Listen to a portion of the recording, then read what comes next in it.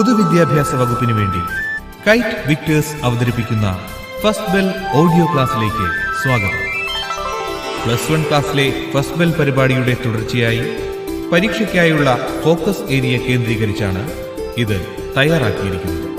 Class കേൾക്കുമ്പോൾ പാഠപുസ്തകം കൂടി മുന്നിലുണ്ടാകുന്നത് ഗുണകരമായിരിക്കും. പ്രിയപ്പെട്ട വിദ്യാർത്ഥികളെ, ഏവർക്കും 1ാം വർഷ അക്കൗണ്ടൻസിയുടെ ഫോക്കസ് ഏരിയ കേന്ദ്രീകരിച്ചുള്ള റിവിഷൻ ക്ലാസ്സിലേക്ക് സ്വാഗതം. ഞാൻ Anilkumar G, government girls higher secondary school BP അങ്ങാടിയിലെ അധ്യാപകനാണ്. 1ാം വർഷ അക്കൗണ്ടൻസിയിൽ 13 അധ്യായങ്ങളാണുള്ളത്. വിദ്യാഭ്യാസ വകുപ്പ് ഇത്തവണത്തെ പ്രത്യേക സാഹചര്യം പ്രമാണിച്ച് ഈ മഹാമാരിയുടെ കാലഘട്ടത്തിൽ കൂടുതൽ ഊന്നൽ നൽകേണ്ട മേഖലകളെ തിരിച്ചിട്ടുണ്ട്. അങ്ങനെ ഈ 13 അധ്യായങ്ങളിൽ 9 അധ്യായങ്ങളിലെ തിരഞ്ഞെടുത്ത ഭാഗങ്ങളെയാണ് ഫോക്കസ് ഏരിയ ആയിട്ട് പ്രസിദ്ധീകരിച്ചിട്ടുള്ളത്. നമുക്ക് ആ ഫോക്കസ് ഏരിയയെ അടിസ്ഥാനപ്പെടുത്തിയാണ് ഈ റിവിഷൻ ക്ലാസ് മുന്നോട്ട് കൊണ്ടുപോകുന്നത്. ഈ ക്ലാസ്സിലേക്ക് ഒരിക്കൽ കൂടി എല്ലാ കൂട്ടുകാർക്കും സ്വാഗതം. 1ാമത്തെ അധ്യായം ഇൻട്രൊഡക്ഷൻ ടു അക്കൗണ്ടിംഗ് എന്നുള്ളതാണ്. ഈ അധ്യായത്തിൽ നിന്നും പ്രധാനമായിട്ടും ഫോക്കസ് ഏരിയയിൽ പ്രതിപാദിക്കുന്നത് meaning of accounting, qualitative characteristics of accounting information, objectives of accounting and basic terms in accounting. ഏറ്റവും പ്രധാനപ്പെട്ട അക്കൗണ്ടിങ്ങിൻ്റെ ഒരു ബാലപാഠം എന്ന് വേണമെങ്കിൽ പറയാം. ഇതിലൂടെയാണ് നാം അക്കൗണ്ടിംഗ് പഠിച്ചു തുടങ്ങുന്നത്. ആദ്യമായിട്ട് അക്കൗണ്ടിംഗ് എന്താണ് എന്നുള്ളതാണ്. Accounting is the process of recording financial transactions pertaining to a business. ഒരു ബിസിനസ് സ്ഥാപനത്തിൻ്റെ സാമ്പത്തികപരമായ ഇടപാടുകളെ രേഖപ്പെടുത്തലിനെയാണ് അക്കൗണ്ടിംഗ് എന്ന് അറിയപ്പെടുന്നത്. അക്കൗണ്ടിങ്ങിനെ പറ്റി ഒരു വെൽ നോൺ ഡെഫിനിഷൻ കൂടി പറയുന്നുണ്ട്. Accounting is the art of recording, classifying and summarizing in a significant manner and in terms of money, transactions and events which are in part at least of financial character and interpreting the results thereof. Accounting എന്താണെന്നുള്ളതിൻ്റെ എല്ലാ ആശയവും ഇതിൽ ഉൾപ്പെട്ടിട്ടുണ്ട്. സാമ്പത്തിക സ്വഭാവമുള്ള ഇടപാടുകളും സംഭവങ്ങളും കൃത്യമായി രേഖപ്പെടുത്തുകയും വർഗീകരിക്കുകയും ഉചിതമായ രീതിയിൽ സംഗ്രഹിക്കുകയും അന്തിമഫലം ശാസ്ത്രീയമായി വ്യാഖ്യാനിക്കുകയും ചെയ്യുന്ന ഒരു കലയാണ് അക്കൗണ്ടിംഗ് എന്നുള്ളത് എന്നാണ് 1941 American institute of certified public accountants അവരുടെ ഈ ഡെഫിനേഷനിലൂടെ പ്രതിപാദിക്കുന്നത്. Accounting is the language of business. ആ വാക്കിൽ തന്നെ ഒരു ബിസിനസ്സിനെ സംബന്ധിച്ച് അക്കൗണ്ടിംഗ് എന്താണെന്നുള്ളത് വ്യക്തമാകും. അടുത്തതായിട്ട് അക്കൗണ്ടിങ്ങിൻ്റെ qualitative ഫീച്ചേഴ്സാണ്.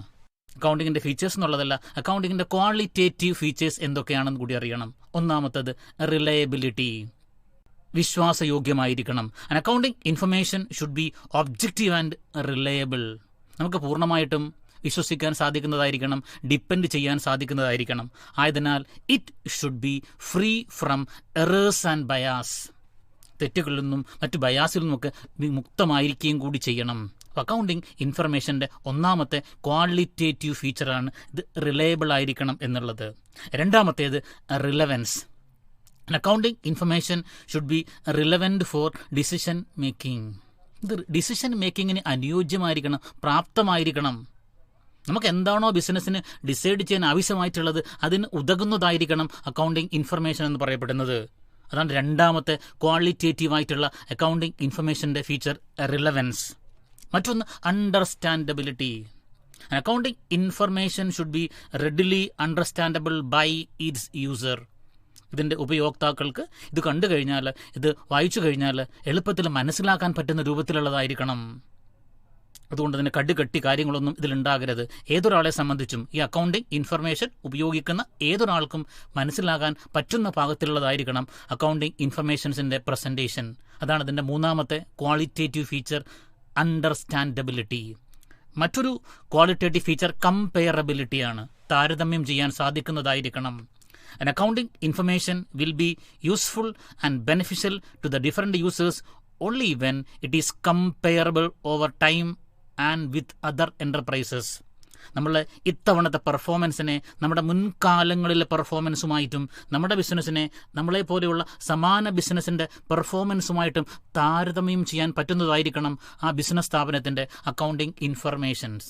These are the 4 qualitative features of accounting information. What are they? Reliability, relevance, understandability and comparability. മറ്റൊന്ന് ഒബ്ജക്റ്റീവ്സ് ഓഫ് അക്കൗണ്ടിംഗ് ആണ്. ബിസിനസ്സിൽ അക്കൗണ്ടിങ്ങിൻ്റെ ലക്ഷ്യം എന്തൊക്കെയാണ്? ഒന്നാമത്തെ ലക്ഷ്യം to maintain various records of business transactions. വിവിധ ബിസിനസ് ഇടപാടുകളുടെ റെക്കോർഡ്സ് മെയിൻറ്റെയിൻ ചെയ്യുക. ബിസിനസ്സിന് വേണ്ടി ബിസിനസ്സിൽ നടക്കപ്പെടുന്ന വിവിധ ഇടപാടുകളുടെ, സാമ്പത്തിക ഇടപാടുകളുടെ റെക്കോർഡുകൾ ബിസിനസ്സിന് വേണ്ടി മെയിൻറ്റെയിൻ ചെയ്യുക എന്നുള്ളതാണ് അക്കൗണ്ടിങ്ങിൻ്റെ ബിസിനസ്സിലെ ആദ്യത്തെ ലക്ഷ്യം.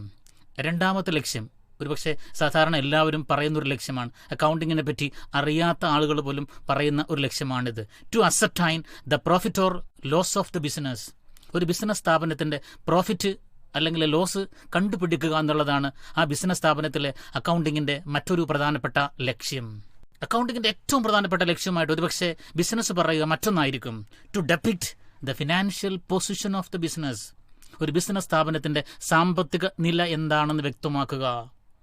ബിസിനസ്സിനെ സംബന്ധിച്ച് ഏറ്റവും പ്രധാനം അതിൻ്റെ സാമ്പത്തിക നില എന്താണ് എന്ന് അറിയുന്നതിലായിരിക്കാം. അപ്പോൾ അങ്ങനെയാണെങ്കിൽ ഒരു ബിസിനസ് സ്ഥാപനത്തിൻ്റെ സാമ്പത്തിക നില എന്താണെന്ന് വ്യക്തമാക്കുക എന്നുള്ളതാണ് അക്കൗണ്ടിങ്ങിൻ്റെ ബിസിനസ്സിലെ മറ്റൊരു objective.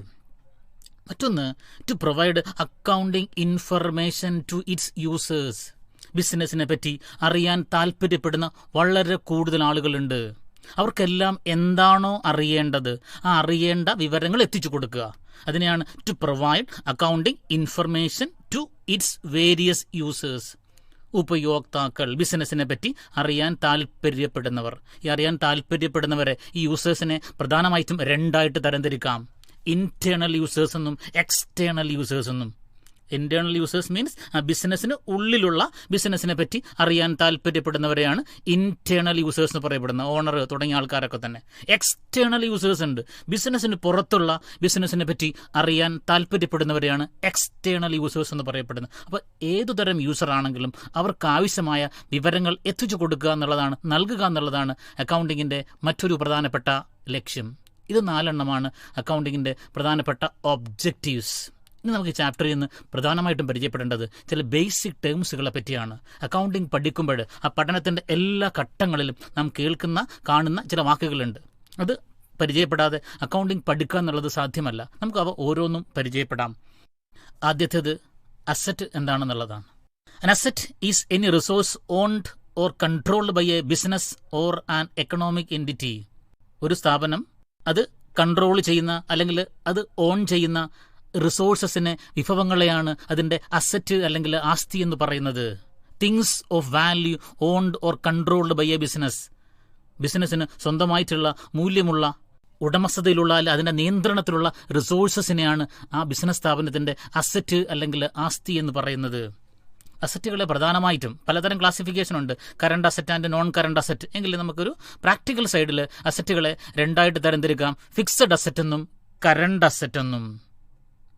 Fixed asset means assets which are held for a long period of time. ദീർഘകാല ഉപയോഗത്തിന് വേണ്ടിയുള്ള ആസ്തികളെയാണ് ഫിക്സഡ് അസറ്റ് എന്ന് പറയുന്നത്.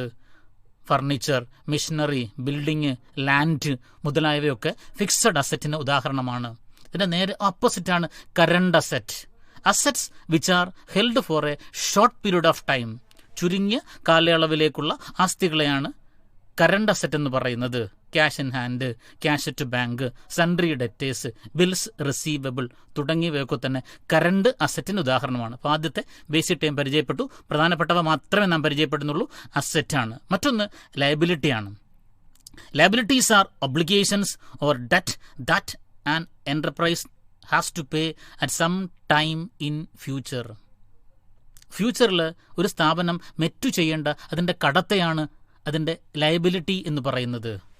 ഒരു സ്ഥാപനം ഫ്യൂച്ചറിൽ മെറ്റ് ചെയ്യേണ്ട അതിൻ്റെ ഒബ്ലിഗേഷൻസിനെയാണ് അതിൻ്റെ ബാധ്യത എന്ന് പറയുന്നത്. ഈ ബാധ്യതയും നമുക്ക് ഇങ്ങനെ നോൺ കറണ്ട് ലയബിലിറ്റീസ് എന്നും കറണ്ട് ലയബിലിറ്റീസ് എന്നും തരംതിരിക്കാം. നമുക്ക് പ്രാക്ടിക്കൽ പോയിന്റ് ഓഫ് വ്യൂവിൽ ഇവിടെയും ഷോർട്ട് ടൈം ലയബിലിറ്റി എന്നും ലോങ് ടൈം ലയബിലിറ്റി എന്നും പറയാം. Short time liability means those liabilities which are to be repayable within a period of 1 year.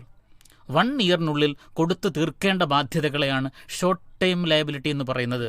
എത്രയും പെട്ടെന്ന് കൊടുത്തു തീർക്കേണ്ട ബാധ്യതകളെയാണ് short time liability. Sundry creditors, bills payable, bank overdraft തുടങ്ങിയവയൊക്കെ ഈ ഷോർട്ട് ടൈം ലയബിലിറ്റിക്ക് ഉദാഹരണമാണ്. ദെൻ ലോങ് ടൈം ലയബിലിറ്റി പേര് പോലെ തന്നെ സാവകാശം ഉണ്ട് കൊടുത്തു തീർക്കുന്ന കാര്യത്തിൽ. those liabilities which are to be repayable only after a period of 1 year. 1 ഇയറിന് ശേഷം മാത്രം കൊടുത്തു തീർത്താൽ മതി. കൊടുക്കുന്നതിൽ സാവകാശം ലഭിക്കുന്ന ലാബിലിറ്റീസിനെയാണ് ലോങ് ടേം ലാബിലിറ്റീസ് എന്ന് പറയപ്പെടുന്നത്. ബാങ്കിൽ നിന്നൊക്കെ ബിസിനസ് ടേം ലോണൊക്കെ എടുക്കാറുണ്ട്. അത് വളരെ പതിയെ മാത്രം കൊടുത്താൽ മതി. അത്തരം ലാബിലിറ്റീസിനെ ലോങ് ടേം ലാബിലിറ്റീസ് എന്നും പറയും. മറ്റൊരു ടൈം പരിചയപ്പെടേണ്ടത് ക്യാപിറ്റലാണ്. ബിസിനസ്സിനെ സംബന്ധിച്ച് ഒഴിച്ചുകൂടാനാകാത്ത ഒരു ഘടകമാണ് capital. Amount invested by the owner in the business is known as capital. ബിസിനസ്സിലേക്ക് അതിൻ്റെ ഓണർ നടത്തപ്പെട്ട ഇൻവെസ്റ്റ്മെൻറ്റിനെയാണ് ആ ബിസിനസ്സിൻ്റെ ക്യാപിറ്റൽ അല്ലെങ്കിൽ മൂലധനം എന്ന് പറയുന്നത്. എത്ര പണം മുടക്കിയാണോ ഒരു ബിസിനസ് ആരംഭിച്ചിട്ടുള്ളത്, ആ പണത്തിനെ ആ ബിസിനസ്സിൻ്റെ ക്യാപിറ്റൽ അല്ലെങ്കിൽ മൂലധനം എന്ന് അറിയപ്പെടും. മറ്റൊരു ടൈം പരിചയപ്പെടേണ്ടത് revenue. These are the amounts earned by the business by selling its products or providing services to customers. ഉപഭോക്താക്കൾക്ക് സാധനങ്ങൾ വിറ്റ ഇനത്തിലോ സേവനങ്ങൾ നൽകുന്ന ഇനത്തിലോ ഒരു സ്ഥാപനം ഏൺ ചെയ്യുന്ന നേടിയ പണത്തിനെ പറയുന്ന പേരാണ് റവന്യൂ. ഒരു സ്ഥാപനത്തിൻ്റെ പ്രോഫിറ്റ് നേടണമെന്നുണ്ടെങ്കിൽ പരമാവധി റവന്യൂ നേടേണ്ടതായിട്ടുണ്ട്. മറ്റൊരു ടൈമാണ് expenses. Costs incurred by a business in the process of earning revenue are known as expenses. ഒരു സ്ഥാപനത്തിൻ്റെ പരമപ്രധാനമായ ലക്ഷ്യം പരമാവധി പ്രോഫിറ്റ് നേടുക എന്നുള്ളതാണ്. പരമാവധി പ്രോഫിറ്റ് നേടണമെന്നുണ്ടെങ്കിൽ പരമാവധി റവന്യൂ നേടേണ്ടതായിട്ടുണ്ട്. അപ്പോൾ റവന്യൂ നേടുന്നതിന് വേണ്ടിയിട്ട് അതിന് കുറേ പണം ചിലവാകും. അപ്പോൾ നിങ്ങളൊരു കച്ചവട സ്ഥാപനമാണെങ്കിൽ ആ സ്ഥാപനത്തിൻ്റെ വിൽക്കാനുള്ള സാധനങ്ങൾ എവിടെ നിന്നെങ്കിലും വാങ്ങേണ്ടതായിട്ടുണ്ട്. സാധനങ്ങൾ കാശ് കൊടുത്ത് അല്ലെങ്കിൽ കടമായിട്ട് വാങ്ങിച്ചാൽ മാത്രമേ നമുക്ക് എന്ത് ചെയ്യാൻ പറ്റൂ, അത് വിൽക്കാൻ പറ്റൂ.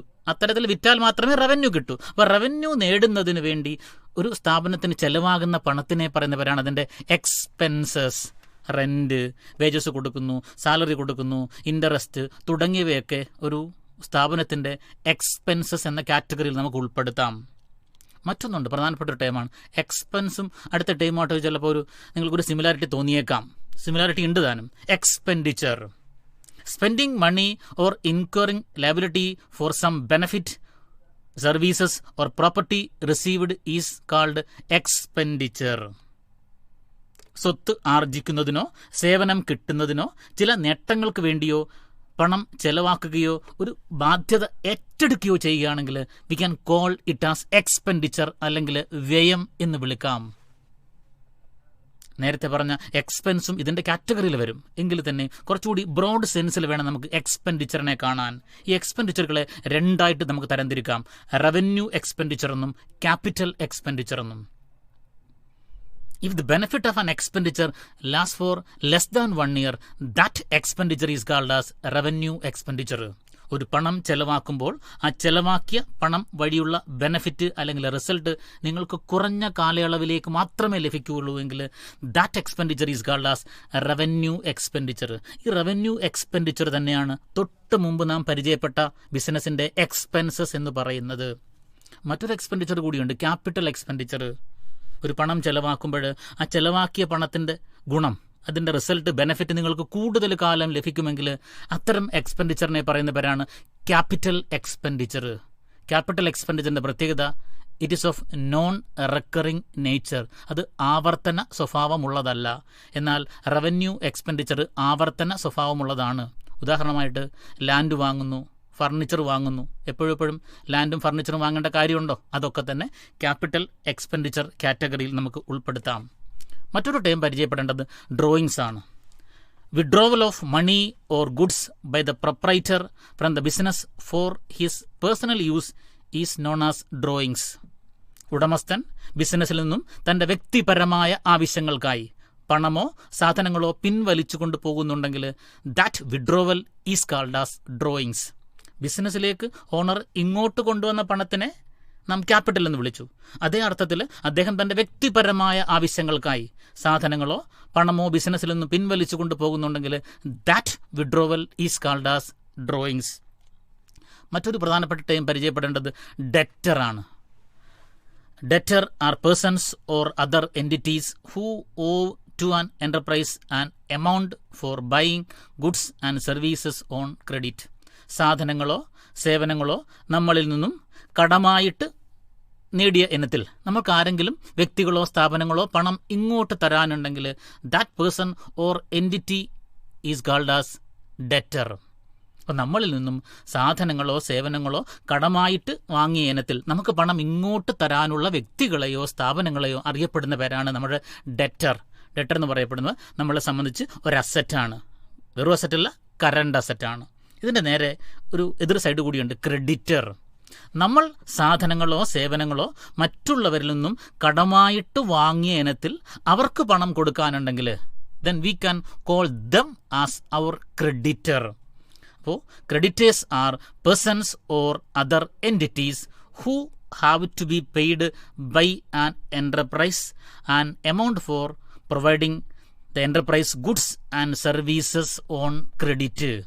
നമ്മൾക്ക് സാധനങ്ങൾ സേവനങ്ങളോ കടത്തിൽ ലഭിച്ചതിൻ്റെ അടിസ്ഥാനത്തിൽ നാം പണം അങ്ങോട്ട് കൊടുക്കാനുള്ള വ്യക്തികളെയോ സ്ഥാപനങ്ങളെയോ അറിയപ്പെടുന്ന പേരാണ് നമ്മളുടെ ക്രെഡിറ്റർ.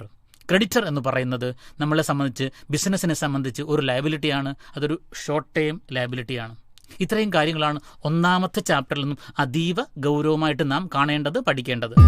ഇപ്പോൾ നിങ്ങൾ കേട്ടുകൊണ്ടിരിക്കുന്നത് ഫോക്കസ് ഏരിയ അധികരിച്ചുള്ള കൈറ്റ് വിക്ടേഴ്സ് തയ്യാറാക്കിയ ഫസ്റ്റ് ബെൽ ഓഡിയോ ക്ലാസ്. നമുക്കിനി രണ്ടാമത്തെ ചാപ്റ്ററിലേക്ക് കടക്കാം. രണ്ടാമത്തെ ചാപ്റ്ററും ഒരു ഫോക്കസ് ഏരിയ ചാപ്റ്ററാണ്. ഈ ചാപ്റ്ററിൽ നിന്ന് പ്രധാനമായിട്ടും പരിചയപ്പെടേണ്ടത് basic accounting concept, business entity concept, money measurement concept, going concern concept, accounting period concept, dual aspect concept, matching concept and last one conservatism concept. ഇപ്പോൾ ഓരോന്നും നമുക്ക് എന്താണെന്ന് നോക്കാം. ആദ്യം ബേസിക് അക്കൗണ്ടിംഗ് കൺസെപ്റ്റ്. ഈ ബേസിക് അക്കൗണ്ടിംഗ് കൺസെപ്റ്റ് പരിചയപ്പെടുന്നതിന് മുമ്പായിട്ട് മറ്റൊരു ടേമുണ്ട്, GAAP, GAAP, generally accepted accounting principles. അക്കൗണ്ടിങ്ങിൻ്റെ ഒരു വേൾഡ് വൈഡ് യൂണിഫോമിറ്റിക്ക് വേണ്ടിയിട്ട്, അക്കൗണ്ടിങ്ങിൻ്റെ പ്രാക്ടീസിലും പ്രൊസീജിയേഴ്സിലും ഒരു യൂണിഫോമിറ്റി വരുന്നതിന് വേണ്ടിയിട്ട് the accounting professionals bring some common rules and regulations in the accounting procedures. That common rules and procedures are called as GAAP or generally accepted accounting principles. അതിൻ്റെ ഭാഗമായിട്ടാണ് ചില accounting principles accounting professionals മുന്നോട്ട് വെച്ചിട്ടുള്ളത്. നമുക്ക് ഓരോന്നും പരിചയപ്പെടാം. ഒന്നാമത്തെ accounting കൺസെപ്റ്റാണ് business entity concept. The business entity concept assumes that a business has a distinct and separate entity from its owners. അപ്പോൾ അക്കൗണ്ടിങ്ങിൻ്റെ യൂണിഫോമിറ്റിക്ക് വേണ്ടി മുന്നോട്ട് വെച്ച ചില പൊതുവായ തത്വങ്ങൾ, ആശയങ്ങൾ, ചില പോസ്റ്റ്ലേറ്റ്സ് തുടങ്ങിയവയൊക്കെയാണ് നാം അക്കൗണ്ടിങ് ഈ കൺസെപ്റ്റുകൾ അല്ലെങ്കിൽ പ്രിൻസിപ്പിൾസ് എന്ന ലേബലിൽ പരിചയപ്പെടുന്നത്. അതിലൊന്നാമത്തെ അക്കൗണ്ടിങ് കൺസെപ്റ്റാണ് ബിസിനസ് എൻറ്റിറ്റി കൺസെപ്റ്റ്. അക്കൗണ്ടിങ്ങിൽ വലിയ റെലവൻസ് ഉള്ള ഒരു കൺസെപ്റ്റാണിത്. From accounting point of view, business and businessmen are not the same, they are separate. Accounting point of വ്യൂവിൽ ബിസിനസ്സും ബിസിനസ്മാനും അല്ലെങ്കിൽ ഓണറും രണ്ടാണ്, രണ്ട് വ്യത്യസ്ത എൻറ്റിറ്റീസാണ്.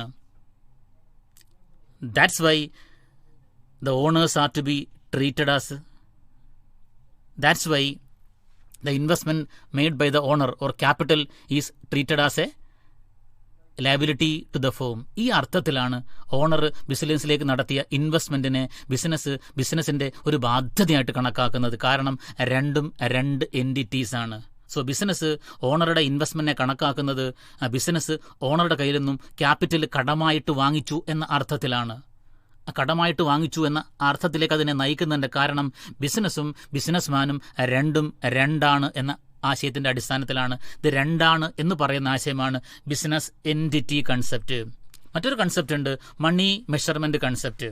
The concept of money measurement states that only those transactions and happenings in an organization which can be expressed in terms of money are to be recorded in the books of accounts. നേരത്തെ പറഞ്ഞു ബിസിനസ്സിൻ്റെ language ആണ് accounting. ലാംഗ്വേജിൻ്റെ പ്രത്യേകത എന്താ? എല്ലാ കാര്യങ്ങളും communicate ചെയ്യുക. But in accounting there are certain restrictions. The restriction is that only those transactions and happenings that can be expressed in terms of money can only be recorded in accounting. ഏതെങ്കിലും കാര്യങ്ങൾ അക്കൗണ്ടിങ്ങിൽ record ചെയ്യണമെങ്കിൽ that matter should be express in terms of money.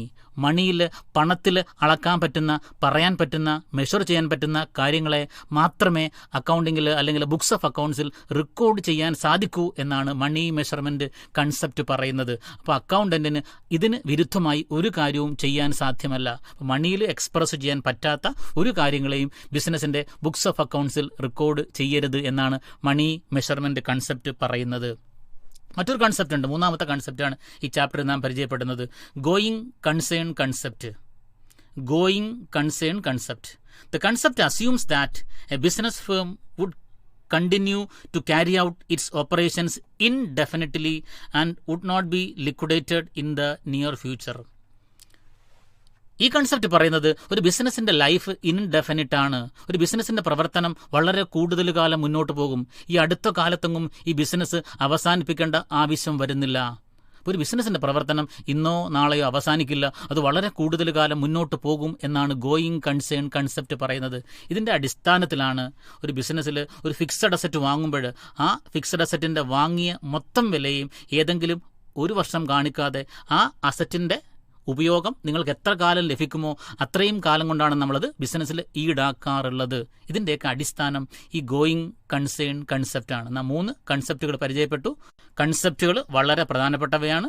1 business entity concept, 2 money measurement concept, 3 going concern concept. മറ്റൊന്ന് accounting period concept.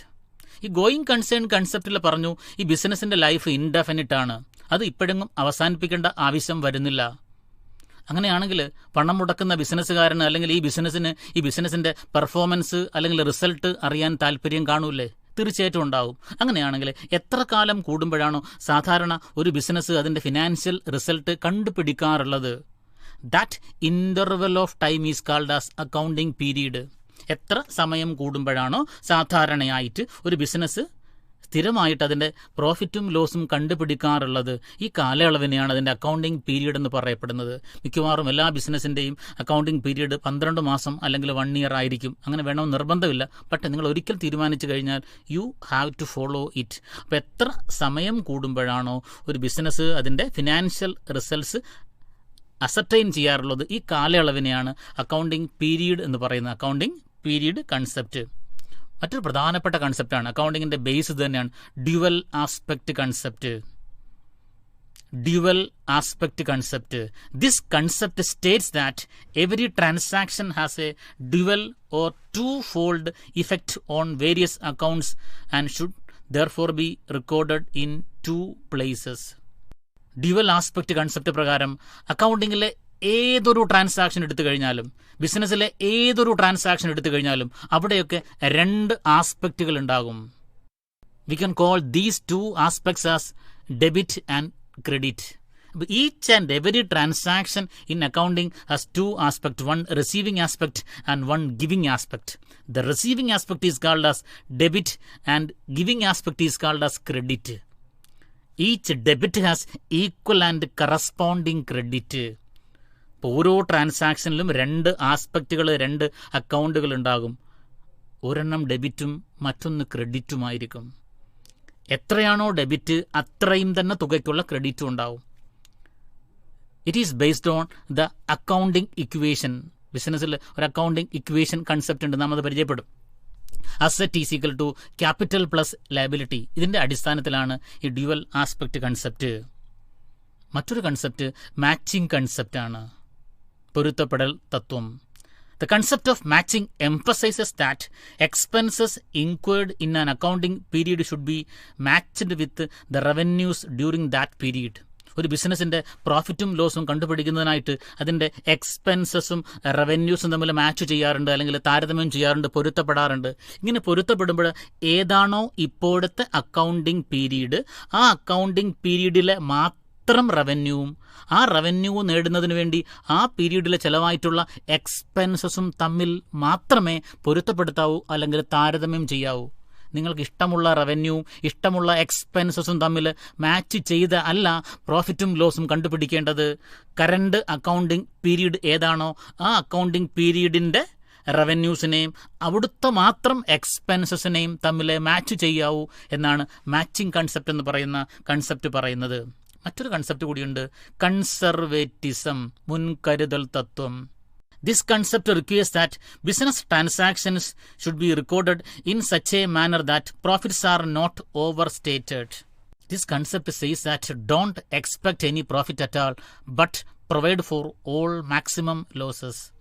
ഈ concept പ്രകാരം profit anticipate ചെയ്തായിരിക്കുക, അല്ലെങ്കിൽ overstated ആകാതിരിക്കുക, but provide for all maximum losses. നിങ്ങൾക്ക് നഷ്ടം സംഭവിക്കാനുള്ള ചെറിയ സാധ്യത പോലും ഉണ്ടെങ്കിൽ അതിനെ മുൻകൂട്ടി കാണുക, അതിനുവേണ്ടി ഇപ്പോഴേ കരുതൽ നടത്തുക. But don't expect any profit at all. പ്രോഫിറ്റിൻ്റെ കേസ് നേരെ തിരിച്ചാണ്, കിട്ടിയതിന് ശേഷം മാത്രം കിട്ടിയെന്ന് കരുതിയാൽ മതി. എന്നാൽ ലോസിൻ്റെ കേസിൽ അങ്ങനെയല്ല. നിങ്ങൾക്കൊരു ചെറിയ നഷ്ടം സംഭവിക്കാനുള്ള സാധ്യത പോലും ഉണ്ടെങ്കിൽ അതിനെ മുൻകൂട്ടി കരുതി അതിനുവേണ്ടി ഇപ്പോഴേ പ്രോഫിറ്റിൽ നിന്ന് ഒരു പോർഷൻ മാറ്റിവെക്കുക എന്നാണ് കൺസർവേറ്റിസം കൺസെപ്റ്റ് പറയുന്നത്. ഇതിൻ്റെ അടിസ്ഥാനത്തിലാണ് പ്രൊവിഷൻ ഫോർ ഡൗട്ട്ഫുൾ ഒക്കെ നമ്മൾ ബിസിനസ്സിൽ നടത്താറുള്ളത്. ഇതാണ് രണ്ടാമത്തെ ചാപ്റ്ററിൽ നാം 7 അക്കൗണ്ടിങ് കൺസെപ്റ്റുകളെ പരിചയപ്പെട്ടു. ഏതൊക്കെയായിരുന്നു അത്? ഒന്ന്, business entity concept, money measurement concept, going concern concept, accounting period concept, dual aspect concept, matching concept and conservatism concept. ഇപ്പോൾ നിങ്ങൾ കേട്ടുകൊണ്ടിരിക്കുന്നത് ഫോക്കസ് ഏരിയ അധികരിച്ചുള്ള കൈറ്റ് വിക്ടേഴ്സ് തയ്യാറാക്കിയ ഫസ്റ്റ് ബെൽ ഓഡിയോ ക്ലാസ്. മൂന്നാമത്തെ ചാപ്റ്ററിലേക്ക് കിടക്കുകയാണ്, റെക്കോർഡിംഗ് ഓഫ് ട്രാൻസാക്ഷൻ 1. ഇതും ഒരു ഫോക്കസ് ഏരിയ ചാപ്റ്ററാണ്. ഇവിടെ നിന്നും accounting equation, rules of debit and credit, books of original entry, journal, ledger, distinction between journal and ledger, പിന്നെ പോസ്റ്റിംഗ് ഫ്രം ജേണൽ. ഇത്രയും കാര്യങ്ങളാണ് കൂടുതൽ ശ്രദ്ധയോടെ പഠിക്കേണ്ടത്. ആദ്യമായിട്ട് കഴിഞ്ഞ ചാപ്റ്ററിൽ നാം പരിചയപ്പെട്ടതാണ് accounting equation. Accounting equation is a statement which shows the equality of debit and credit. നാം ഡ്യുവാലിറ്റിയിൽ പരിചയപ്പെട്ടതാണ്. ഏതൊരു ട്രാൻസാക്ഷനിലും ഒരു ഡെബിറ്റും ഉണ്ടാകും, ഒരു ക്രെഡിറ്റും ഉണ്ടാകും. The accounting equation says that each debit is equal to corresponding credit. അപ്പോൾ എപ്പോഴും ഈ ഡെബിറ്റും ക്രെഡിറ്റും തുല്യമായിരിക്കും എന്ന് പ്രൂവ് ചെയ്യപ്പെടുന്ന ഒരു സ്റ്റേറ്റ്മെന്റിനെയാണ് അക്കൗണ്ടിംഗ് ഇക്വേഷൻ എന്ന് പറയുന്നത്. അക്കൗണ്ടിംഗ് ഇക്വേഷൻ ഇങ്ങനെയാണ്: asset is equal to capital plus liability, അല്ലെങ്കിൽ capital is equal to asset minus liability, അതുമല്ലെങ്കിൽ liability is equal to asset minus capital. മറ്റൊന്നിനി അക്കൗണ്ടിങ്ങിൻ്റെ ബേസാണ് rules of debit and credit. Accounting പൂർണ്ണമായിട്ടും ഡെബിറ്റിനെയും ക്രെഡിറ്റിനെയും ആശ്രയിച്ചാണ് മുന്നോട്ട് പോകുന്നത്. ഇതാണ് എൻ്റെ ഫൗണ്ടേഷൻ. അതിനായിട്ട് ഏതൊരു ട്രാൻസാക്ഷനിലും ഞാൻ നേരത്തെ പറഞ്ഞു, ഡ്യുവാലിറ്റിയിൽ പറഞ്ഞു, ഒരു ഡെബിറ്റും ഉണ്ടാവും, ഒരു ക്രെഡിറ്റും ഉണ്ടാവും, 2 അക്കൗണ്ടുകൾ ഉണ്ടാവും. ആ 2 അക്കൗണ്ടുകളിൽ അല്ലെ 2 ആസ്പെക്റ്റുകളിൽ ഏത് ഡെബിറ്റ് ഏത് ക്രെഡിറ്റ് എന്ന് കണ്ടുപിടിക്കേണ്ടതായിട്ടുണ്ട്. അതിനായിട്ട് അക്കൗണ്ടിങ്ങിൽ 5 അക്കൗണ്ട് ഗ്രൂപ്പുകളാണുള്ളത്: asset, liability, expenses and losses, incomes and gains, capital. Once more, അക്കൗണ്ടിങ്ങിൽ 5 അക്കൗണ്ട് ഗ്രൂപ്പുകളാണുള്ളത്: asset, liability, expenses and losses, income and gain, and last one capital. ഡെബിറ്റും ക്രെഡിറ്റും കാണുന്നതിനായിട്ട് ഈ ഓരോ അക്കൗണ്ട് ഗ്രൂപ്പിനും ഓരോ നിയമമുണ്ട്. അതിനു മുമ്പേ നമുക്ക് ഈ ഗ്രൂപ്പുകളെ ഒന്നുകൂടി അങ്ങ് സോർട്ട് ചെയ്യാം. ഈ 5 അക്കൗണ്ട് ഗ്രൂപ്പുകളിൽ അസറ്റും എക്സ്പെൻസും ഡെബിറ്റ് ഗ്രൂപ്പാണ്. ലയബിലിറ്റി, ഇൻകം, ക്യാപിറ്റൽ അവരെ 3നെയും ക്രെഡിറ്റ് ഗ്രൂപ്പ് എന്ന് വിളിക്കാം. ഇങ്ങനെ ഒരു സോർട്ടിങ് ഡെബിറ്റും ക്രെഡിറ്റും കാണാൻ നമ്മളെ കൂടുതൽ സഹായിക്കും. അപ്പോൾ ഈ ആകെയുള്ള 5 അക്കൗണ്ട് ഗ്രൂപ്പുകളിൽ അസറ്റിനെയും എക്സ്പെൻസിനെയും ഡെബിറ്റ് ഗ്രൂപ്പ് എന്ന് വിളിക്കാം. ലയബിലിറ്റി, ഇൻകം, ക്യാപിറ്റൽ അവരെ 3നെയും ക്രെഡിറ്റ് ഗ്രൂപ്പ് എന്ന് വിളിക്കാം. ഇനി ഇതിൻ്റെ നിയമം നോക്കാം. അസറ്റിൻ്റെയും എക്സ്പെൻസിൻ്റെയും ഡെബിറ്റും ക്രെഡിറ്റും കാണാനുള്ള നിയമം, അവ കൂടിയാൽ ഡെബിറ്റ്, കുറഞ്ഞാൽ ക്രെഡിറ്റ്. അസറ്റും എക്സ്പെൻസും കൂടുകയാണെങ്കിൽ അത് ഡെബിറ്റിന് കാരണമാകുന്നു. അസറ്റും എക്സ്പെൻസും കുറഞ്ഞാൽ അത് ക്രെഡിറ്റ് ആയിരിക്കും. ലയബിലിറ്റി, ഇൻകം, ക്യാപിറ്റൽ അവരെ പറ്റി നേരത്തെ പറഞ്ഞു, അവർ ക്രെഡിറ്റ് ഗ്രൂപ്പാണ്. അതുകൊണ്ട് തന്നെ അത് 3ഉം കൂടിയാൽ ക്രെഡിറ്റാണ്, അത് 3ഉം കുറഞ്ഞാൽ ഡെബിറ്റാണ്. ഒരിക്കൽ കൂടി, അസറ്റ്, എക്സ്പെൻസസ്, ഡെബിറ്റും ക്രെഡിറ്റും കാണാനുള്ള നിയമം: അസറ്റും എക്സ്പെൻസും കൂടിയാൽ ഡെബിറ്റ്, കുറഞ്ഞാൽ ക്രെഡിറ്റ്. ലയബിലിറ്റി, ഇൻകം, ക്യാപിറ്റൽ അവയ്ക്കുള്ള നിയമം: അവ 3ഉം കൂടിയാൽ ക്രെഡിറ്റ്, കുറഞ്ഞാൽ ഡെബിറ്റ്. ഒരു ട്രാൻസാക്ഷൻ നോക്കാം. ഇതോട്ട് ബന്ധപ്പെട്ട് പർച്ചേസ്ഡ് മെഷീനറി റുപ്പീസ് 50,000. 50,000 രൂപയ്ക്കൊരു മെഷീനറി വാങ്ങിച്ചു. ഈ ട്രാൻസാക്ഷനിൽ ആര് ഡെബിറ്റ് ആര് ക്രെഡിറ്റ് എന്ന് നാം കണ്ടുപിടിക്കണം. ഒരു ട്രാൻസാക്ഷൻ കിട്ടിയാൽ ആദ്യം നോക്കേണ്ടത് ആര് ഡെബിറ്റ് ആര് ക്രെഡിറ്റ് എന്നുള്ളതല്ല, അവിടുത്തെ 2 അക്കൗണ്ടുകൾ ആരൊക്കെയാണെന്നാണ്. മെഷീനറി വാങ്ങിച്ചു, ഇതൊരു ക്യാഷ് ട്രാൻസാക്ഷനാണ്. കാരണം അവിടെ റുപ്പീസ് 50,000 ഒന്നും എടുത്തു പറയുന്നില്ല, അതിനർത്ഥം പണം കൊടുത്തു വാങ്ങി എന്നാണ്. അപ്പം അങ്ങനെയാണെങ്കിൽ 50,000 രൂപയ്ക്ക് മെഷീനറി വാങ്ങിച്ചു. ഇവിടുത്തെ രണ്ട് അക്കൗണ്ടുകൾ ഏതൊക്കെയാണ്? മെഷീനറിയും ക്യാഷുമാണ്. രണ്ടാമത് നോക്കേണ്ടത് ഡെബിറ്റും ക്രെഡിറ്റും അല്ല. ഈ രണ്ട് അക്കൗണ്ടുകൾ ഏത് അക്കൗണ്ട് ഗ്രൂപ്പിൽ വരുമെന്ന് നോക്കണം. മെഷീനറിയും അസറ്റാണ്, ക്യാഷും അസറ്റാണ്. അസറ്റിൻ്റെ നിയമം എന്താ? കൂടിയാൽ ഡെബിറ്റ്, കുറഞ്ഞാൽ ക്രെഡിറ്റ്. ഇപ്പോൾ ഇവിടെ രണ്ട് അക്കൗണ്ടുകളുണ്ട്, മെഷീനറിയും ക്യാഷും. രണ്ടും അസറ്റാണെന്ന് മനസ്സിലായി. ഇനി ആരെ ഡെബിറ്റ്, ആരെ ക്രെഡിറ്റ്? മെഷീനറി ബിസിനസ്സിലേക്ക് വന്നേത്, സോ മെഷീനറി എന്ന അസറ്റ് വർദ്ധിച്ചത്, അത്രയും പണം ബിസിനസ്സിൽ നിന്ന് പോയത്. ക്യാഷ് എന്ന അസറ്റ് കുറഞ്ഞത്, സോ കൂടിയ അസറ്റിന് ഡെബിറ്റ്, കുറഞ്ഞ അസറ്റിന് ക്രെഡിറ്റ്. മെഷീനറിക്ക് ഡെബിറ്റ്, ക്യാഷിന് ക്രെഡിറ്റ്. ഇതാണ് അതിൻ്റെ ഡെബിറ്റും ക്രെഡിറ്റും കാണുന്ന രീതി. നമുക്കിനി അടുത്ത ബുക്കിലേക്ക് കടക്കാം. ട്രാൻസാക്ഷൻസിനെ ബിസിനസ്സിൻ്റെ ബുക്കിലേക്ക് രേഖപ്പെടുത്താം. ഒരു ട്രാൻസാക്ഷനെ ബിസിനസ്സിൻ്റെ ഏത് ബുക്കിലേക്കാണോ ആദ്യമായി രേഖപ്പെടുത്താറുള്ളത്, that books are called as books of original entry or journal. Journal എന്ന ബുക്കിലേക്കാണ് ട്രാൻസാക്ഷൻസിനെ ആദ്യമായി രേഖപ്പെടുത്താൻ പോകുന്നത്. ഈ ജേണലിനെ അറിയപ്പെടുക ബുക്ക് ഓഫ് ഒറിജിനൽ എൻട്രി അല്ലെങ്കിൽ ജേണൽ എന്നാണ്. ഈ ജേണലിലേക്ക് ട്രാൻസാക്ഷൻസിനെ റെക്കോർഡ് ചെയ്യുന്ന പ്രോസസ്സിനെ ജേണലൈസിംഗ് എന്ന് പറയും. The process of recording transactions in to journal is called journalising. ജേണലിൻ്റെ ഒരു ഫോർമാറ്റ് ഉണ്ട്. ഈ ബുക്കിന് 5 കോളം ഉണ്ട്. ഡേറ്റ്, പർട്ടിക്കുലേഴ്സ്, ലെഡ്ജർ ഫോളിയോ, പിന്നെ ഒരേപോലെയുള്ള 2 എമൗണ്ട് കോളങ്ങൾ. ആദ്യത്തെ എമൗണ്ട് കോളം എമൗണ്ട് ഡെബിറ്റും, രണ്ടാമത്തെ എമൗണ്ട് കോളം എമൗണ്ട് ക്രെഡിറ്റും. നേരത്തെ പറഞ്ഞ ട്രാൻസാക്ഷൻ നമുക്ക് ഈ ഫോർമാറ്റിലുള്ള ജേണലിൽ റെക്കോർഡ് ചെയ്യാം. ഒരു ജേണൽ ഫോർമാറ്റിലേക്ക് ഒരു ട്രാൻസാക്ഷൻസിനെ റെക്കോർഡ് ചെയ്യുന്ന ആ രൂപത്തിനെ അറിയപ്പെടുക ജേണൽ എൻട്രി എന്നാണ്. ഒരു ജേണൽ എൻട്രി എഴുതുമ്പോൾ എപ്പോഴും ഡെബിറ്റും ക്രെഡിറ്റും ആസ്പെക്റ്റാണ് വേണ്ടത്. ഞാൻ നേരത്തെ പറഞ്ഞ ആ എക്സാമ്പിളിലെ പർച്ചേസ്ഡ് മെഷീനറി, അവിടെ നാം ഉത്തരം കണ്ടുപിടിച്ചിരുന്നു. മെഷീനറിക്ക് ഡെബിറ്റും ക്യാഷിന് ക്രെഡിറ്റുമാണ്. ഇത് വെച്ചിട്ടാണ് നാം ഈ ട്രാൻസാക്ഷൻ്റെ ജേണൽ എൻട്രി തയ്യാറാക്കുന്നത്. ആ ഫോർമാറ്റിൽ പർട്ടിക്കുലേഴ്സ് കോളത്തിൽ ആരാണോ ഈ 2 അക്കൗണ്ടുകളിൽ ഡെബിറ്റ്, അതിനെ വേണം ആദ്യം പരിഗണിക്കാൻ. സോ ഇവിടെ മെഷീനറിയാണ്. ഇപ്പോൾ പർട്ടിക്കുലേഴ്സ് കോളത്തിലെ machinery account debtor, DR short ഫോമാണ്. DR എന്ന ഉപയോഗിക്കുക. അതിൻ്റെ അർത്ഥം മെഷീനറിക്ക് ഡെബിറ്റ് ആണെന്നാണ്. 50,000 ഡെബിറ്റ് എമൗണ്ട് കോളത്തിൽ എഴുതുക. അതിനുശേഷം തൊട്ട് താഴെയാണ് ക്രെഡിറ്റ് ആസ്പെക്ട് എഴുതേണ്ടത്. ഇവിടെ ക്രെഡിറ്റ് ആസ്പെക്ട് ആരാ? ക്യാഷ് ആണ്. അതിന് താഴെയായിട്ട് സ്വല്പം വലത്തോട്ട് മാറ്റി ടു എന്ന പ്രിഫിക്സിനോട് കൂടി ടു ക്യാഷ് അക്കൗണ്ട് എമൗണ്ട് 50,000 ക്യാഷിൻ്റെ നേരെ ക്രെഡിറ്റ് കോളത്തെ കാണിക്കുക. പിന്നെ ഈ ട്രാൻസാക്ഷൻ എന്താണ് എന്നുള്ളതിൻ്റെ ഒരു ചെറു വിവരണം ഇതിൻ്റെ ബ്രാക്കറ്റ് കൊടുക്കാം. അതിനെ നറേഷൻ എന്നാണ് അറിയപ്പെടുക. Purchase machinery for cash. ഇങ്ങനെയാണ് ജേണലിലേക്ക് ട്രാൻസാക്ഷൻസിനെ രേഖപ്പെടുത്തുന്നത്. അടുത്ത ബുക്ക് ലെഡ്ജറാണ്. Ledger is a collection of all accounts debited or credited in the journal അല്ലെങ്കിൽ സ്പെഷ്യൽ ജേണൽ. അപ്പോൾ ട്രാൻസാക്ഷൻസിനെ അതിൻ്റെ ക്രൊണോളജിക്കൽ ഓർഡറിൽ റെക്കോർഡ് ചെയ്യുന്ന ബുക്കാണ് ജേണൽ. ഇതിൻ്റെ ക്ലാസിഫിക്കേഷൻ തലത്തിലേക്ക് വരുമ്പോൾ ജേണലിൽ റെക്കോർഡ് ചെയ്യപ്പെട്ട ഓരോ അക്കൗണ്ടുകളെയും പ്രത്യേകം സ്ഥലങ്ങളിൽ റെക്കോർഡ് ചെയ്തുകൊണ്ട് ക്ലാസിഫിക്കേഷൻ മോഡ് സാറ്റിസ്ഫൈ ചെയ്യുന്ന ബുക്കിനെയാണ് ലെഡ്ജർ എന്ന് പറയുന്നത്. Ledger is A book of secondary entry. ആദ്യമായി രേഖപ്പെടുന്ന ബുക്കല്ല ലെഡ്ജർ, അത് ജേണലാണ്. ലെഡ്ജറിലേക്ക് ജേണൽ എൻട്രിയെ പോസ്റ്റ് ചെയ്യുന്ന പ്രോസസ്സിനെ പോസ്റ്റിംഗ് എന്നാണ് പറയുക. The process of transferring journal entry in to accounts is called as posting. ലെഡ്ജറിലേക്ക് പോസ്റ്റിംഗ് നടത്തപ്പെടുന്നത് ട്രാൻസാക്ഷൻ നോക്കിയിട്ടല്ല, ജേണൽ എൻട്രി നോക്കിയിട്ടാണ്. അപ്പോൾ ജേണൽ എൻട്രി നോക്കി ലെഡ്ജറിലേക്ക് കാര്യങ്ങളെ ട്രാൻസ്ഫർ ചെയ്യുന്നതിനെ പോസ്റ്റിംഗ് എന്നാണ് അറിയപ്പെടുക. ലെഡ്ജറിൻ്റെ ഫോർമാറ്റ് ഉണ്ട്. 2 വശങ്ങളുണ്ട്. ലെഫ്റ്റ് ഹാൻഡ് സൈഡിനെ ഡെബിറ്റ് സൈഡ് എന്നും റൈറ്റ് ഹാൻഡ് സൈഡിനെ ക്രെഡിറ്റ് സൈഡ് എന്നും പറയും. ഓരോ സൈഡിലും 4 കോളങ്ങൾ. Date, particulars, journal folio. ജേണലിൽ നിന്നാണ് ഇങ്ങോട്ട് വരുന്നത്, അതിൻ്റെ ഇൻഡിക്കേഷൻ. പിന്നെ എമൗണ്ട്. ക്രെഡിറ്റ് സൈഡിലും അങ്ങനെ തന്നെ. Date, particulars, journal folio, amount. ഓരോ അക്കൗണ്ടുകൾക്കും ലെഡ്ജർ തയ്യാറാക്കേണ്ടതായിട്ടുണ്ട്. നാം പറഞ്ഞ പഴയ എക്സാമ്പിളിലാണെങ്കിൽ 2 അക്കൗണ്ടുകളാണ് ഉണ്ടായിരുന്നത്, മെഷീനറിയും ക്യാഷും. എന്ന് വെച്ചാൽ അർത്ഥം മെഷീനറിക്കും ക്യാഷിനും ലെഡ്ജറുകൾ തയ്യാറാക്കേണ്ടതായിട്ടുണ്ട്. പക്ഷേ ഇനി എത്ര ട്രാൻസാക്ഷൻ ഉണ്ടെങ്കിലും, എത്ര ട്രാൻസാക്ഷനിൽ മെഷീനറി വന്നാലും ഒരിക്കൽ മാത്രം ഓരോ ലെഡ്ജറും തയ്യാറാക്കിയാൽ മതിയാകും. ഇനി ചാപ്റ്ററിൽ പഠിക്കേണ്ട മറ്റൊരു പ്രധാനപ്പെട്ട കാര്യമാണ് distinction between journal and ledger. ജേണലും ലെഡ്ജറും തമ്മിലുള്ള വ്യത്യാസം പ്രധാനമായിട്ടും അറിഞ്ഞിരിക്കേണ്ട ഒരു കാര്യമാണ്. നാം പല ഘട്ടങ്ങളിലും അത് പരിചയപ്പെട്ടത് കൂടിയാണ്. Journal is A book of first entry.